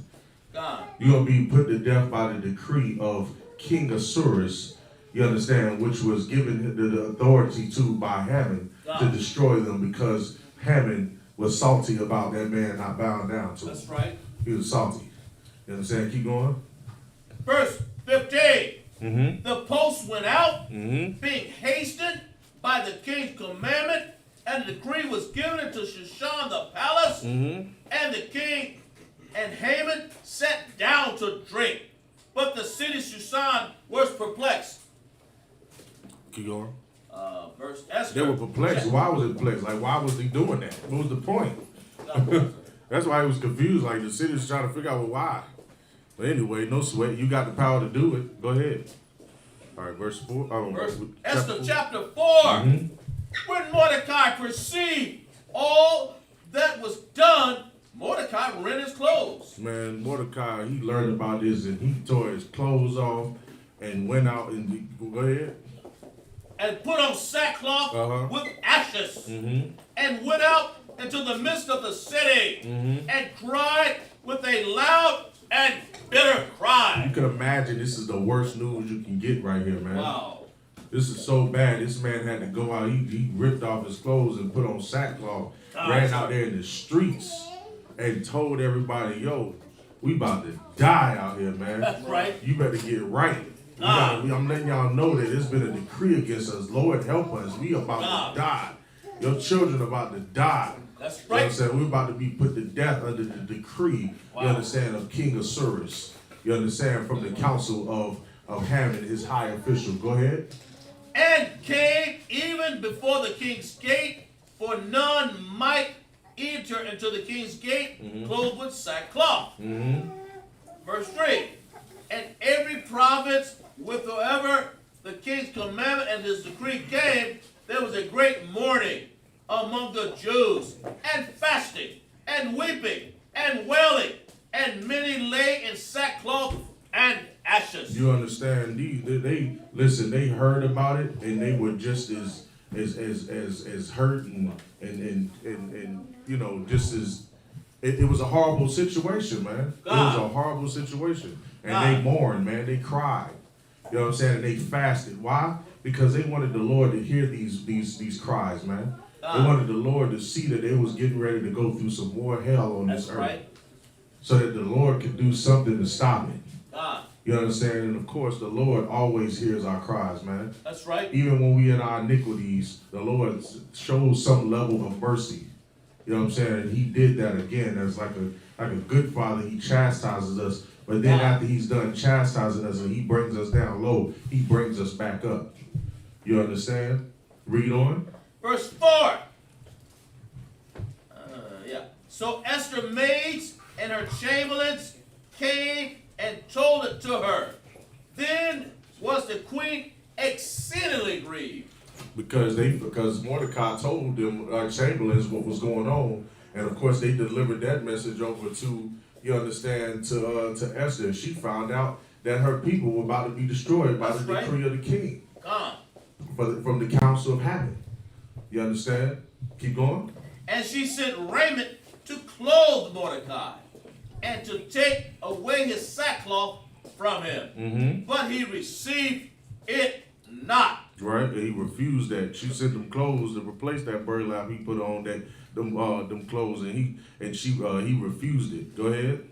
Verse 5. Then called Esther for Hattach, one of the king's chamberlain, whom he had appointed to attend upon her, and gave him a commandment to Mordecai to know what it was and why it was.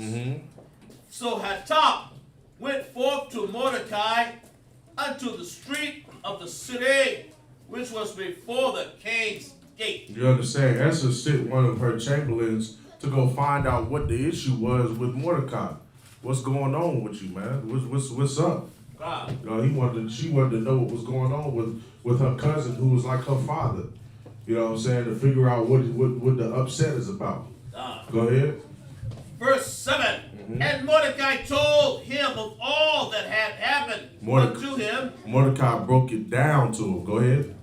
And of the sum of the money that Haman had promised to pay the king's treasurers for the Jews. And even the money that he promised. Remember, it was 10,000 talents that he was going to pay, you understand, to King Osiris, as long as he allowed him to go and do something like that. Man.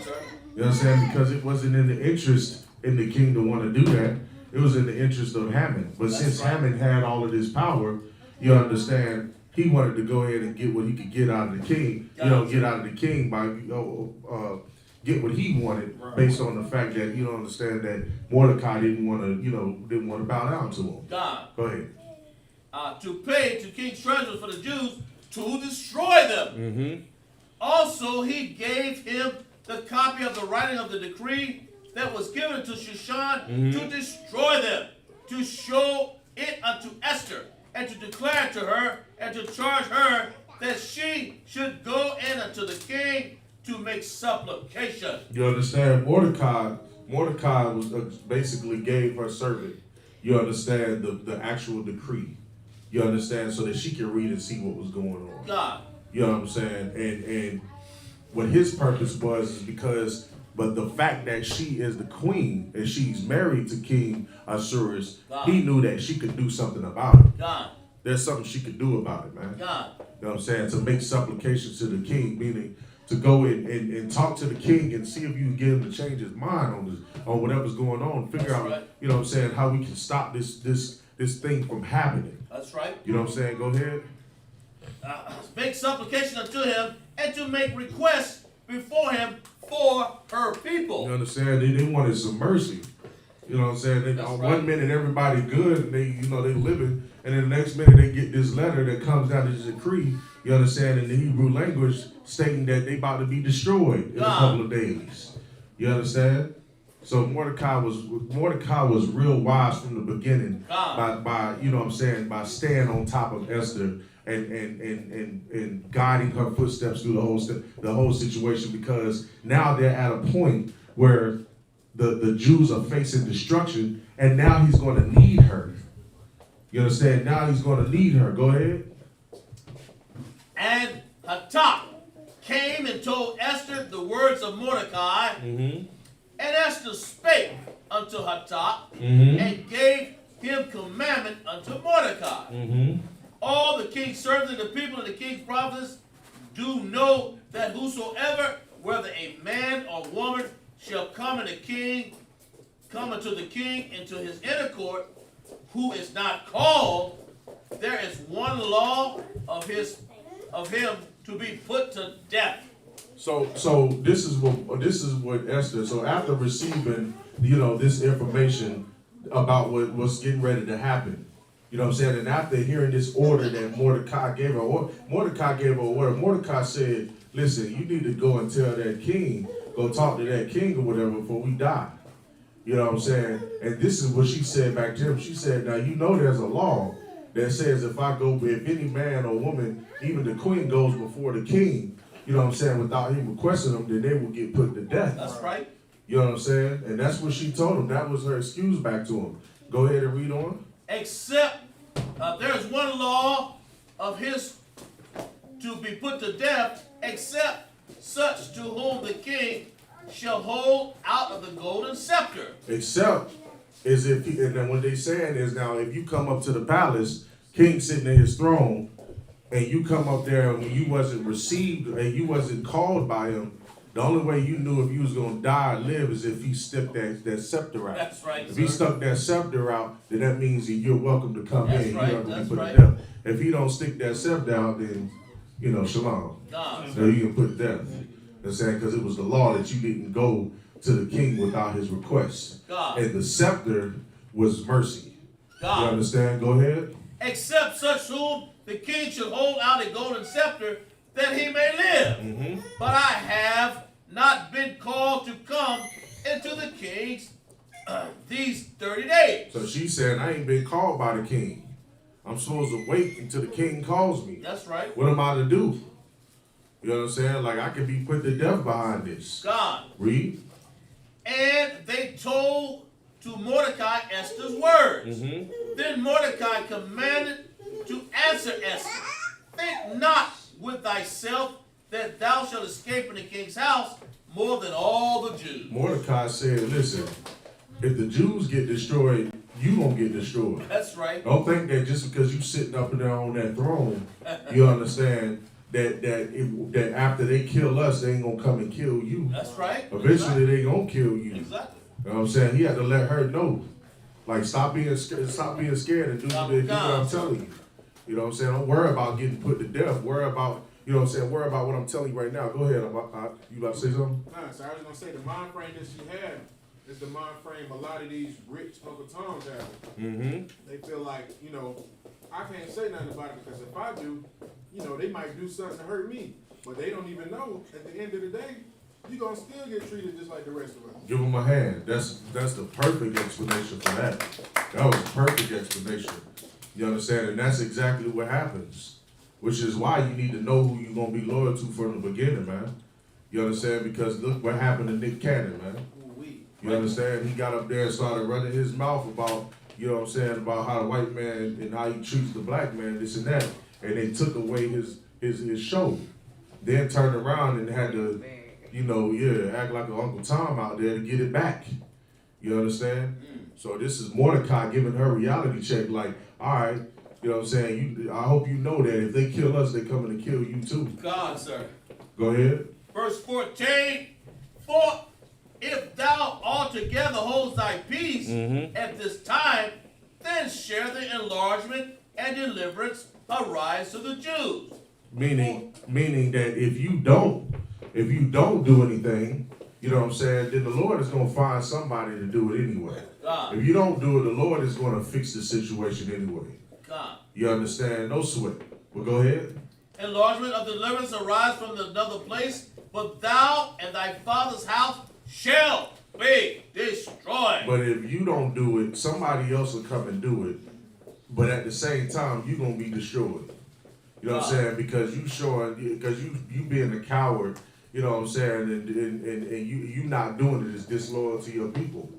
You know what I'm saying? Like, rest assured that if you don't go and do something about this, the Lord will deliver us somehow. God. You know what I'm saying? But your family is going to get cut off. That's what Mordecai was telling her. God. Like, don't forget who you are. Don't forget that we in this truth, we are martyrs in this truth. Right. Don't worry about if you're going to get put to death. You should be willing to go be put to death if it means you're going to save your damn people. God. That's the spirit of the Israelite School of Universal Practical Knowledge, right, man. Sir. That we're willing to die for our people. That's right, I'm not telling you to be stupid and go out there and get killed. That's not what I'm saying. But what I'm saying is that the love has to be so heavy up in there, man, in this truth, you know what I'm saying, in our nation, that we're willing, instead of killing and murdering our brothers and robbing our brothers, we ought to be willing to lay our life on the line for them, man, like the scripture says. You know what I'm saying? And so that was a lesson in brotherhood for her. You know what I'm saying? That she should be willing to go and die, regardless if the law says that she could be put to death for standing before her king without being requested. She better be ready to go do it if it means that all of her people are about to be destroyed. That's right. Go ahead. And who knoweth whether thou art come to the kingdom for such a time as this?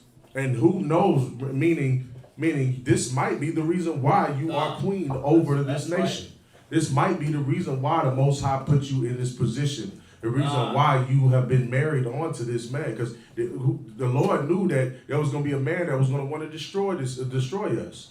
So now you have all of this power, being that you're the queen.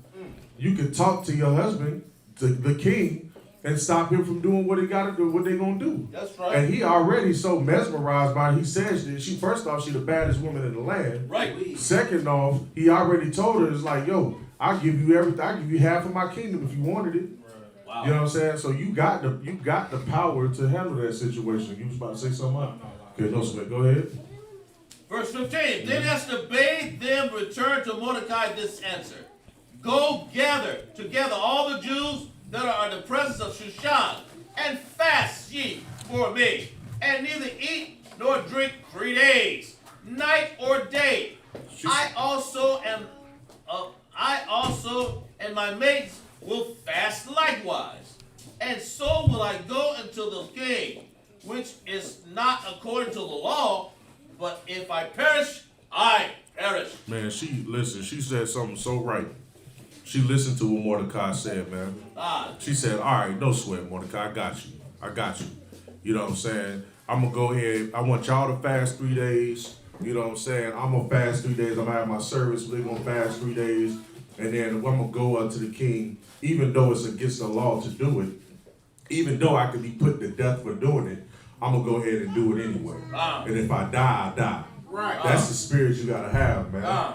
You know what I'm saying? Like, she had the righteous spirit to say what she said, man, which makes her so honorable, and we commemorate her, and we commemorate Mordecai, we commemorate this time period where they stood up You understand? And they didn't allow, she didn't allow her queenship or whatever power she was given. You know what I'm saying? You get a lot of times, you give women some power, and they will power trip on you, man. Will power. I mean, all you gotta do is go work.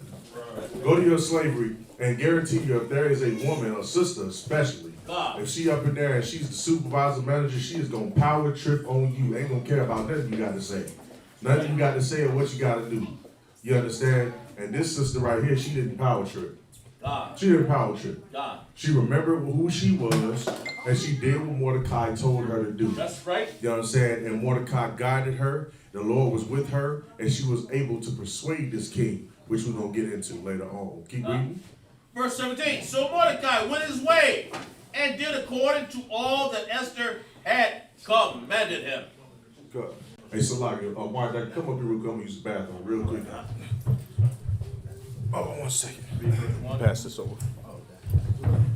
Verse 1, Esther 5 and 1. Now it came to pass on the third day that Esther put on her royal apparel and stood in the inner court of the king's house over against the king's house, and the king sat upon his royal throne in the royal house over against the gate of the house. You understand? So this is just saying, of course, Esther, you understand, she put on a royal robe. Meaning, this wasn't just a, how they say it in the hood, a house coat. You understand? This was something royal. This is something that was top of the line, man. And of course, you understand, you gotta look within the time frame of who she was dealing with, man. You understand? I'm pretty sure, man, that robe probably had diamonds and pearls in it, and whatever the case may be, you understand? A little space, you understand? To show off her curves or whatever the case may be, just for the king, man. This was a royal robe, man. You understand? Let's go and keep on reading. Verse 2, Esther 5 and 2. And it was so, when the king saw Esther, the queen, standing in the court, that she obtained favor in his sight.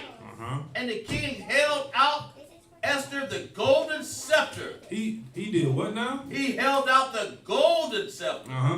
That was. You want to say something, sir? Go ahead. So like I was gonna say, she must have had been looking bad as the bad as the bad as the bad. Right. For him to see her in the courtyard and he was just like, here you go. Right, you understand? He just handed over his riches just like that, man. I mean, like, just think about, you understand? You said, I mean, like, think about, one of the baddest chicks out here in America right now, man. You understand? And you just looking out, from your front porch, and you see it from afar. You're like, hey, good night, man. Here go $1,000, sis. You understand? And $1,000 with a sister these days, that's gonna get you a long way, man. You understand? You understand? Especially a sister in the world, you understand? That's gonna get you a long way, man. Just like, sir, I'm plastic guys back there. Person officer, not sir. The one. Sir. Christ. All right. And it was so, when the king saw Esther, the queen, standing in the court, that she obtained favor in the sight. And the king held out to Esther the golden scepter. He held out the golden scepter. Why? Because he didn't want to put her to death, man. That's right. He loved that woman. He loved that woman. She was bad, man. You understand? And in the law, he was supposed to have put her to death. But he had the choice to either put her to death or to allow her to live. He stuck out that scepter. Go ahead. The golden scepter that was in his hand. So Esther drew near and touched the top of the scepter. And she drew near and touched the top of the scepter, right? It was a sign of respect. Go ahead. Sir. Then said the king unto her, what wilt thou, Queen Esther? And what is it thou request? And it shall be even given thee to the half of the kingdom. What is it that you request? What is it that you want? Wow. I'll even give you half of the kingdom. Man. God, man, good. Ooh, and to this day, I be trying to imagine how beautiful this woman is. Wow. Because this is a king over, you know what I'm saying, all of these provinces, a great king, you know what I'm saying, and he's ready to give half of his kingdom up to her, man. You know what I'm saying? Like, man. You understand? Like, that's just crazy. Go ahead, It's like, sir, I was just gonna say, and that's the power of a sister who follows the Most High. Damn right. That's the power. And sisters that are in the world don't understand the true power that they have. They think their box and the fake hair, the fake eyelashes, and the body is what makes them attractive. But what makes them attractive is a sister who follows the laws, statutes, and commandments of the Most High. Damn right. Give my hand. That's right, exactly right. Damn right. That's right. Keep going. Verse 4. Put your hand down, Sarah. And Esther answered, if it seem good unto the king, let the king and Haman come this day unto the banquet. So this is the request that she had. All right, the request that she had, you understand, for the king was that you come to this banquet. She gonna let him know what's up. You know what I'm saying? She gonna let him know what's good. That's right. Or whatever. But right now she's saying, you and Hammond come to the banquet. I'm gonna have a little party for you. You know what I'm saying? A little get together, a little whatever. And I want you and Hammond to come on out, right? Right. Sister was just smooth with it. She just full of wisdom. She knew exactly how she was gonna do this thing, man. That's right, sir. And it's like Mordecai. It's like in this position you'd be thinking, well, Mordecai had known that if this, you know, how beautiful this broad is and how she was able to finesse that king the way she was, that she was gonna be a real good asset to Israel, man.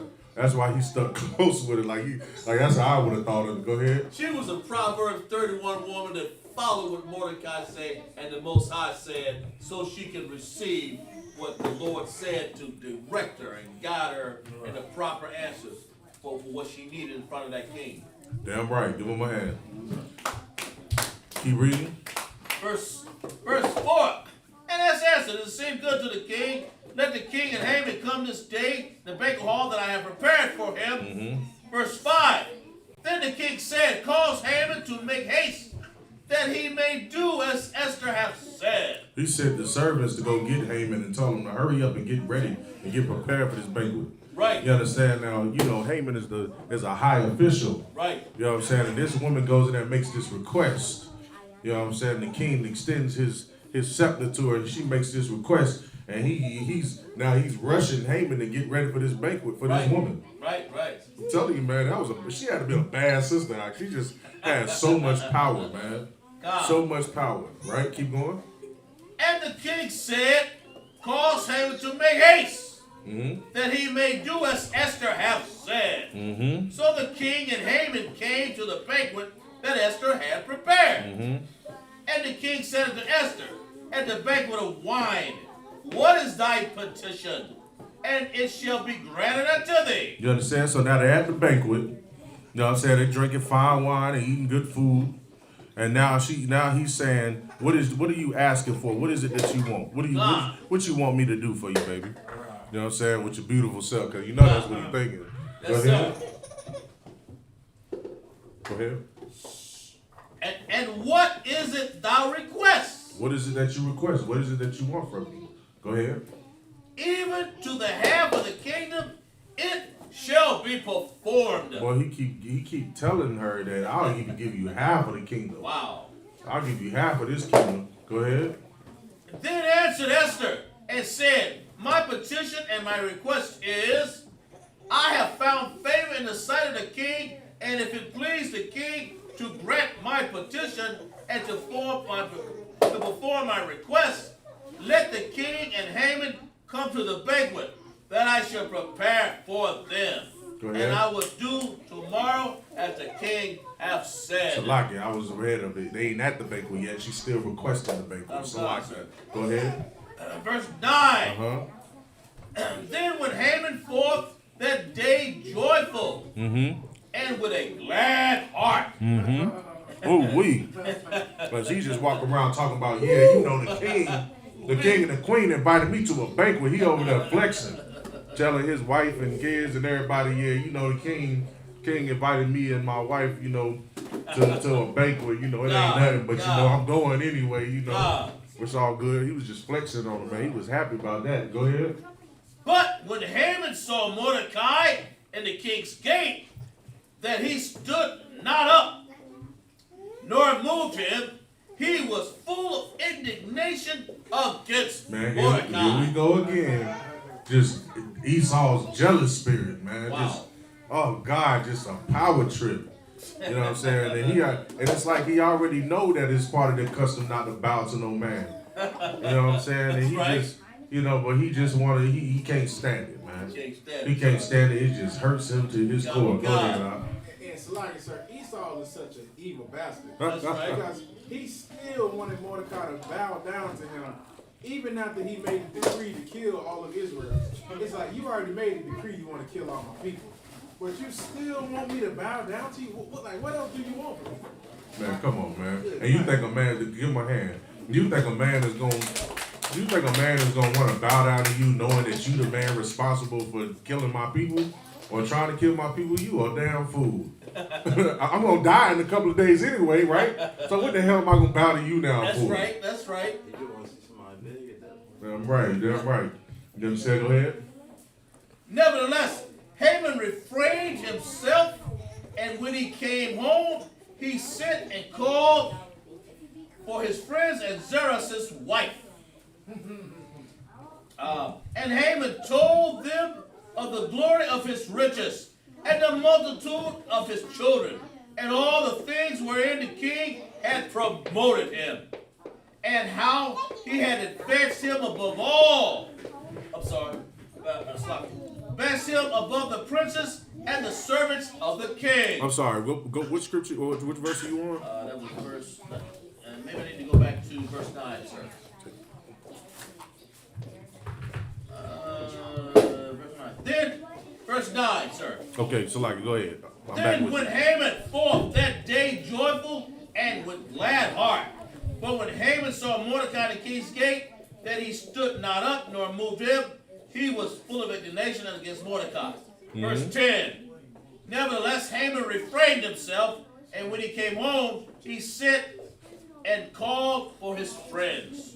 Meaning, when he restrained himself, meaning he didn't go after, he didn't do nothing more. He was angry, but he restrained himself. He didn't go after Mordecai, which probably wouldn't have been a good thing at all anyway. You know what I'm saying? This is a man who you about to kill his people. You coming at him incorrect, he might do something to you. That's just like these powerful soldiers in the ISUPK. You come and harm any hair on any one of our Agua. That's right. You gonna be meeting the Most High. You're gonna be meeting him early. You know what I'm saying? Go ahead. He sent and called his friends and Zeresh' wife. And Haman told them of the glory of his riches and the multitude of his children and all the things wherein the king had promoted him, and how he had advanced him above the princes and the servants of the king. So he's just boasting about all of his upcomings. You know what I'm saying? Him being promoted, how much the king values him. You know what I'm saying? Everything. He's just boasting about all of it, man. His wealth, his children. You know what I'm saying? The honor that was given to him, man. You know what I'm saying? How he was promoted over all the officials that made the top man, like the big man in the situation. Go ahead. Haman said, verse 12. Haman said, moreover, yea, Esther the queen did let no man come in with the king unto the banquet that she had prepared, but myself. And tomorrow am I invited unto her also with the king. You understand? He bragging about how I got to sit down with the king and the queen by myself. There was no other man. Yeah, I must be special. He was trying to boast about being special. Like, yeah, the king, they seen honor in me. They had me in there by myself. We was good. And we was eating and everything, just doing good. Go ahead. Yet all of this availeth me nothing, so long as I see Mordecai the Jew sitting at the king's gate. Because that's all he cared about right there. Because that's all he cared. He said all of that availeth him nothing because he sees Mordecai. You know what I'm saying? He could just really continue on, you know, with his power and his advance, his promotion and all of that and just be happy. But just like Esau is not content. He's not content. He wants to keep adding to destruction until he destroys his damn self, man, which is what he's doing right now in this kingdom. That's right, He's sir. destroying himself. He trying to go to war with every Tom, Dick, and Harry. He's about to go to World War III once again, and he's about to be destroyed on this earth. That's right. Not only by these other nations, but also by the chariots of the Most High, man. Right. You understand? Give that a hand. You understand? And then you understand? And so, but he wants to still do harm to Mordecai, even though he got all of this power and stuff. You know what I'm saying? He just wants more. He's just greedy, man. Go ahead. That's right. Verse 14.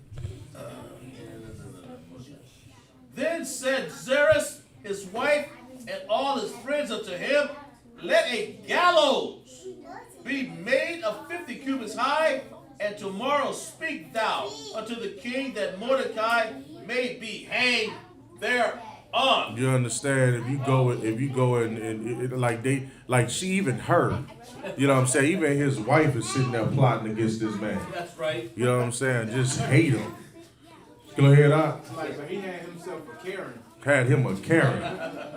Karen, but if she was a Karen back in that day, she would have been side-eyeing him. She would have wrote a letter and said, this man is not bowing. She would send it to the king, just like how she would call 911 today. You know what I'm saying? She's sending letters to the king about how he ain't, come on, man. She just was evil as he was, man. Go ahead. Let the gallows be made 50 feet cubits high, and tomorrow speak thou to the king that Mordecai may be hanged thereon. Then go thou in merrily. Then go thou in merrily with the king and unto the banquet. Sit up. And the thing pleased Haman, and caused the gallows to be made. You understand? And so the advice that his wife gave was to go and kill this man, put him to death. You know what I'm saying? To create these gallows, to create this thing to hang them on, man. You know what I'm saying? And it pleased his evil, wicked heart. You understand? And he did, and that's what he had set up. He had something, a contraption built, you understand, to have this man killed, man. Because he wanted him dead. That bad. You know what I'm saying? He was going to go to the king once again and say, well, look, you gave me power to kill the Jews. Let me kill Mordecai.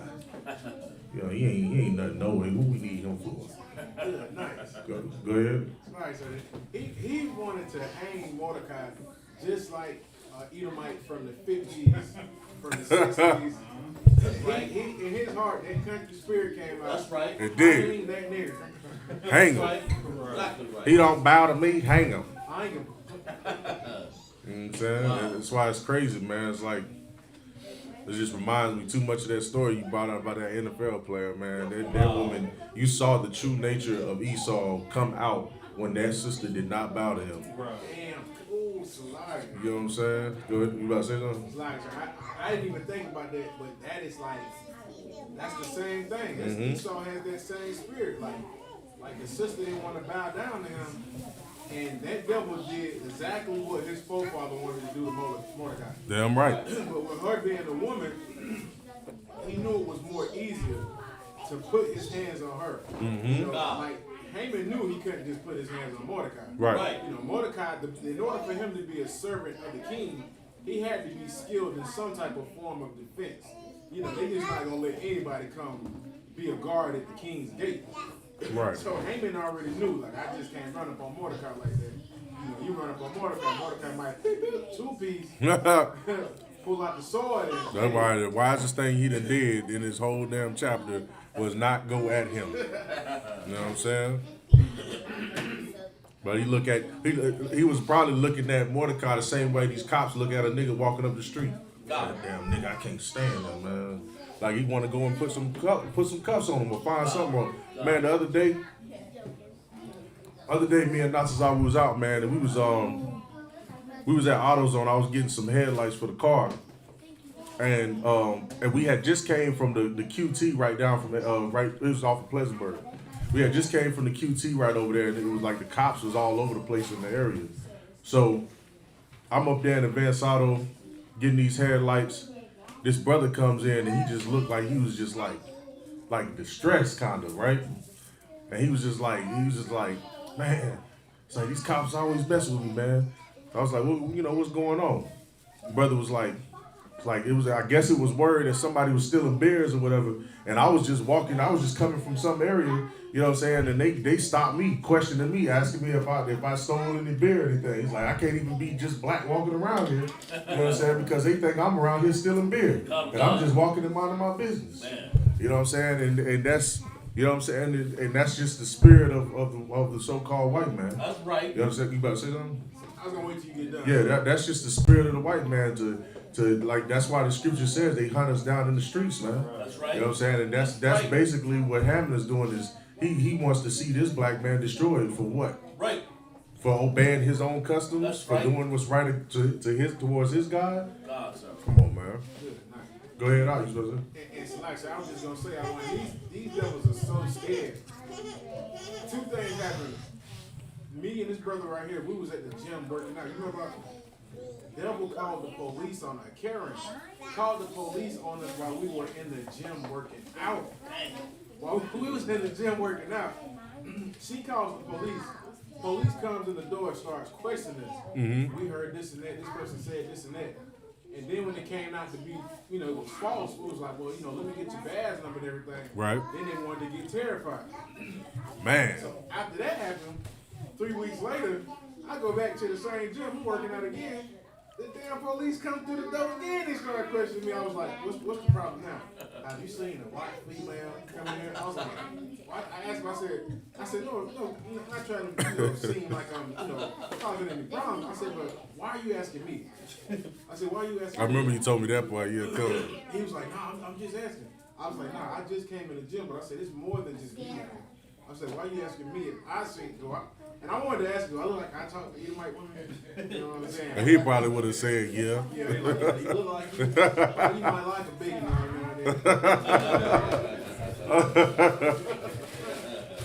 Man, come on, man. That's just a horrible thing to have to go through. You know what I'm saying? And then, of course, this brother was in the world. You know what I'm saying? And he had to go through that. You can imagine. See, we in the truth. You know what I'm saying? We know what profiling look like and sound like. You know what I'm saying? And we know when they trying to do what they do, and we know how to be disciplined. That's right. In the situation.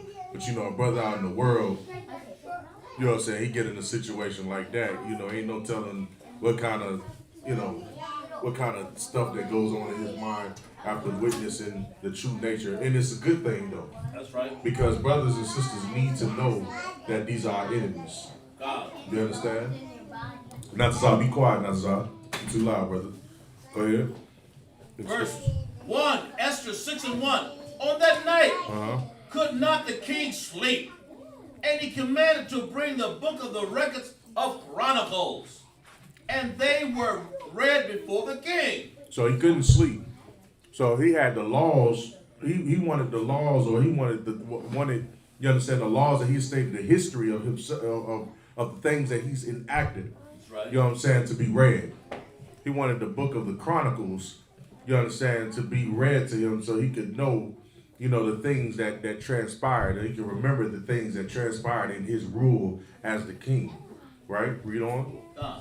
And as they were, verse 2, and it was found written that Mordecai had told of Bigthana and Teresh, two of the king's chamberlains, the keepers of the door, who sought to lay hand on King Ahasuerus. You understand? And they read in the records where it was recorded that Mordecai, remember in the beginning of the chapter, you know what I'm saying, it was Mordecai had basically saved the king's life. That's right. You understand? Because he reported to Esther, you understand, that there were two guards who were planning on assassinating, you understand, King Ahasuerus. Read on. Verse 3, and the king said, what honor and dignity had been done to Mordecai for this? What did we reward? What did we give Mordecai for this great honor that he did? What did we do for him? Oh, it's already 9 o'clock, man. Y'all let me go over the time. Good. I didn't even realize it's 9 o'clock. You understand? It was getting good. Well, I'm going to finish this off and then we're going to stop it. We'll pick back up on it tomorrow. God, sir. And the king said, what honor and dignity has been done to Mordecai for this? Then said the king's servant to the minister and ministered unto him, there is nothing done for him. You know what I'm saying? Nothing was done for Mordecai for what he did, man. God. And what we're going to do is we're going to stop right there. We'll pick back up tomorrow at 7 o'clock at night. You understand? The feast day is from Thursday sundown to Friday sundown. You understand? And all you brothers and sisters, make sure y'all be out here. There's going to be more food tomorrow. You understand? We're going to have some things cooked up real nice or whatever. You know what I'm saying? And y'all make sure y'all bring y'all family, you know, if y'all want to, you know, to come and be part of the feast or whatever. You know, so I'm going to pass the class over to priest and officer Mardaki.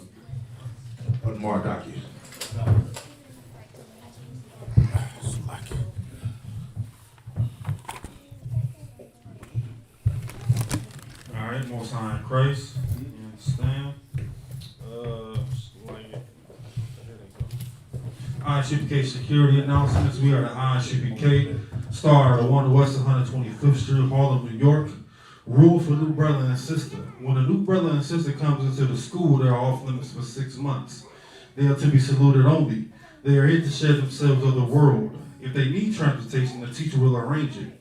After 6 months, if a brother or sister has an interest in a particular person, he or she must get permission from the head to speak to a brother or sister. There's another 6 months in which the brother and sister will court each other. After this 6-month period, the brother and sister will get permission from their head to marry. Tithes, which is a commandment. You can read about this in Numbers chapter 18 verses 21 and Malachi chapter 3 verses 8 through 10 means tenth in the Hebrew, ma'ashra.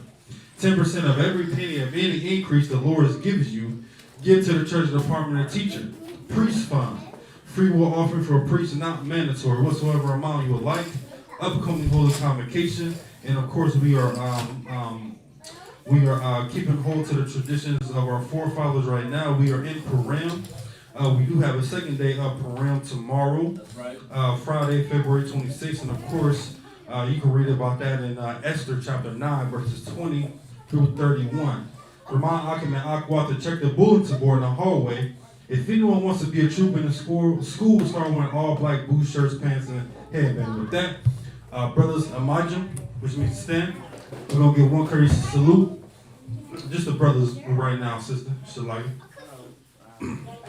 Men of Israel, Aman Shabbat, Ayimajim, Barak, Yahweh Ba'ashim Yahushua Barakatah. Sar, Shalai Amajim. Sar, sister stand. Sister stand. Ladies, stand up. Brothers, we're going to Sar, turn to the sisters. Men of Israel, Aman Shabbat, Ayimajim, Barak, Yahweh Shemar Ba'ashim Yahushua.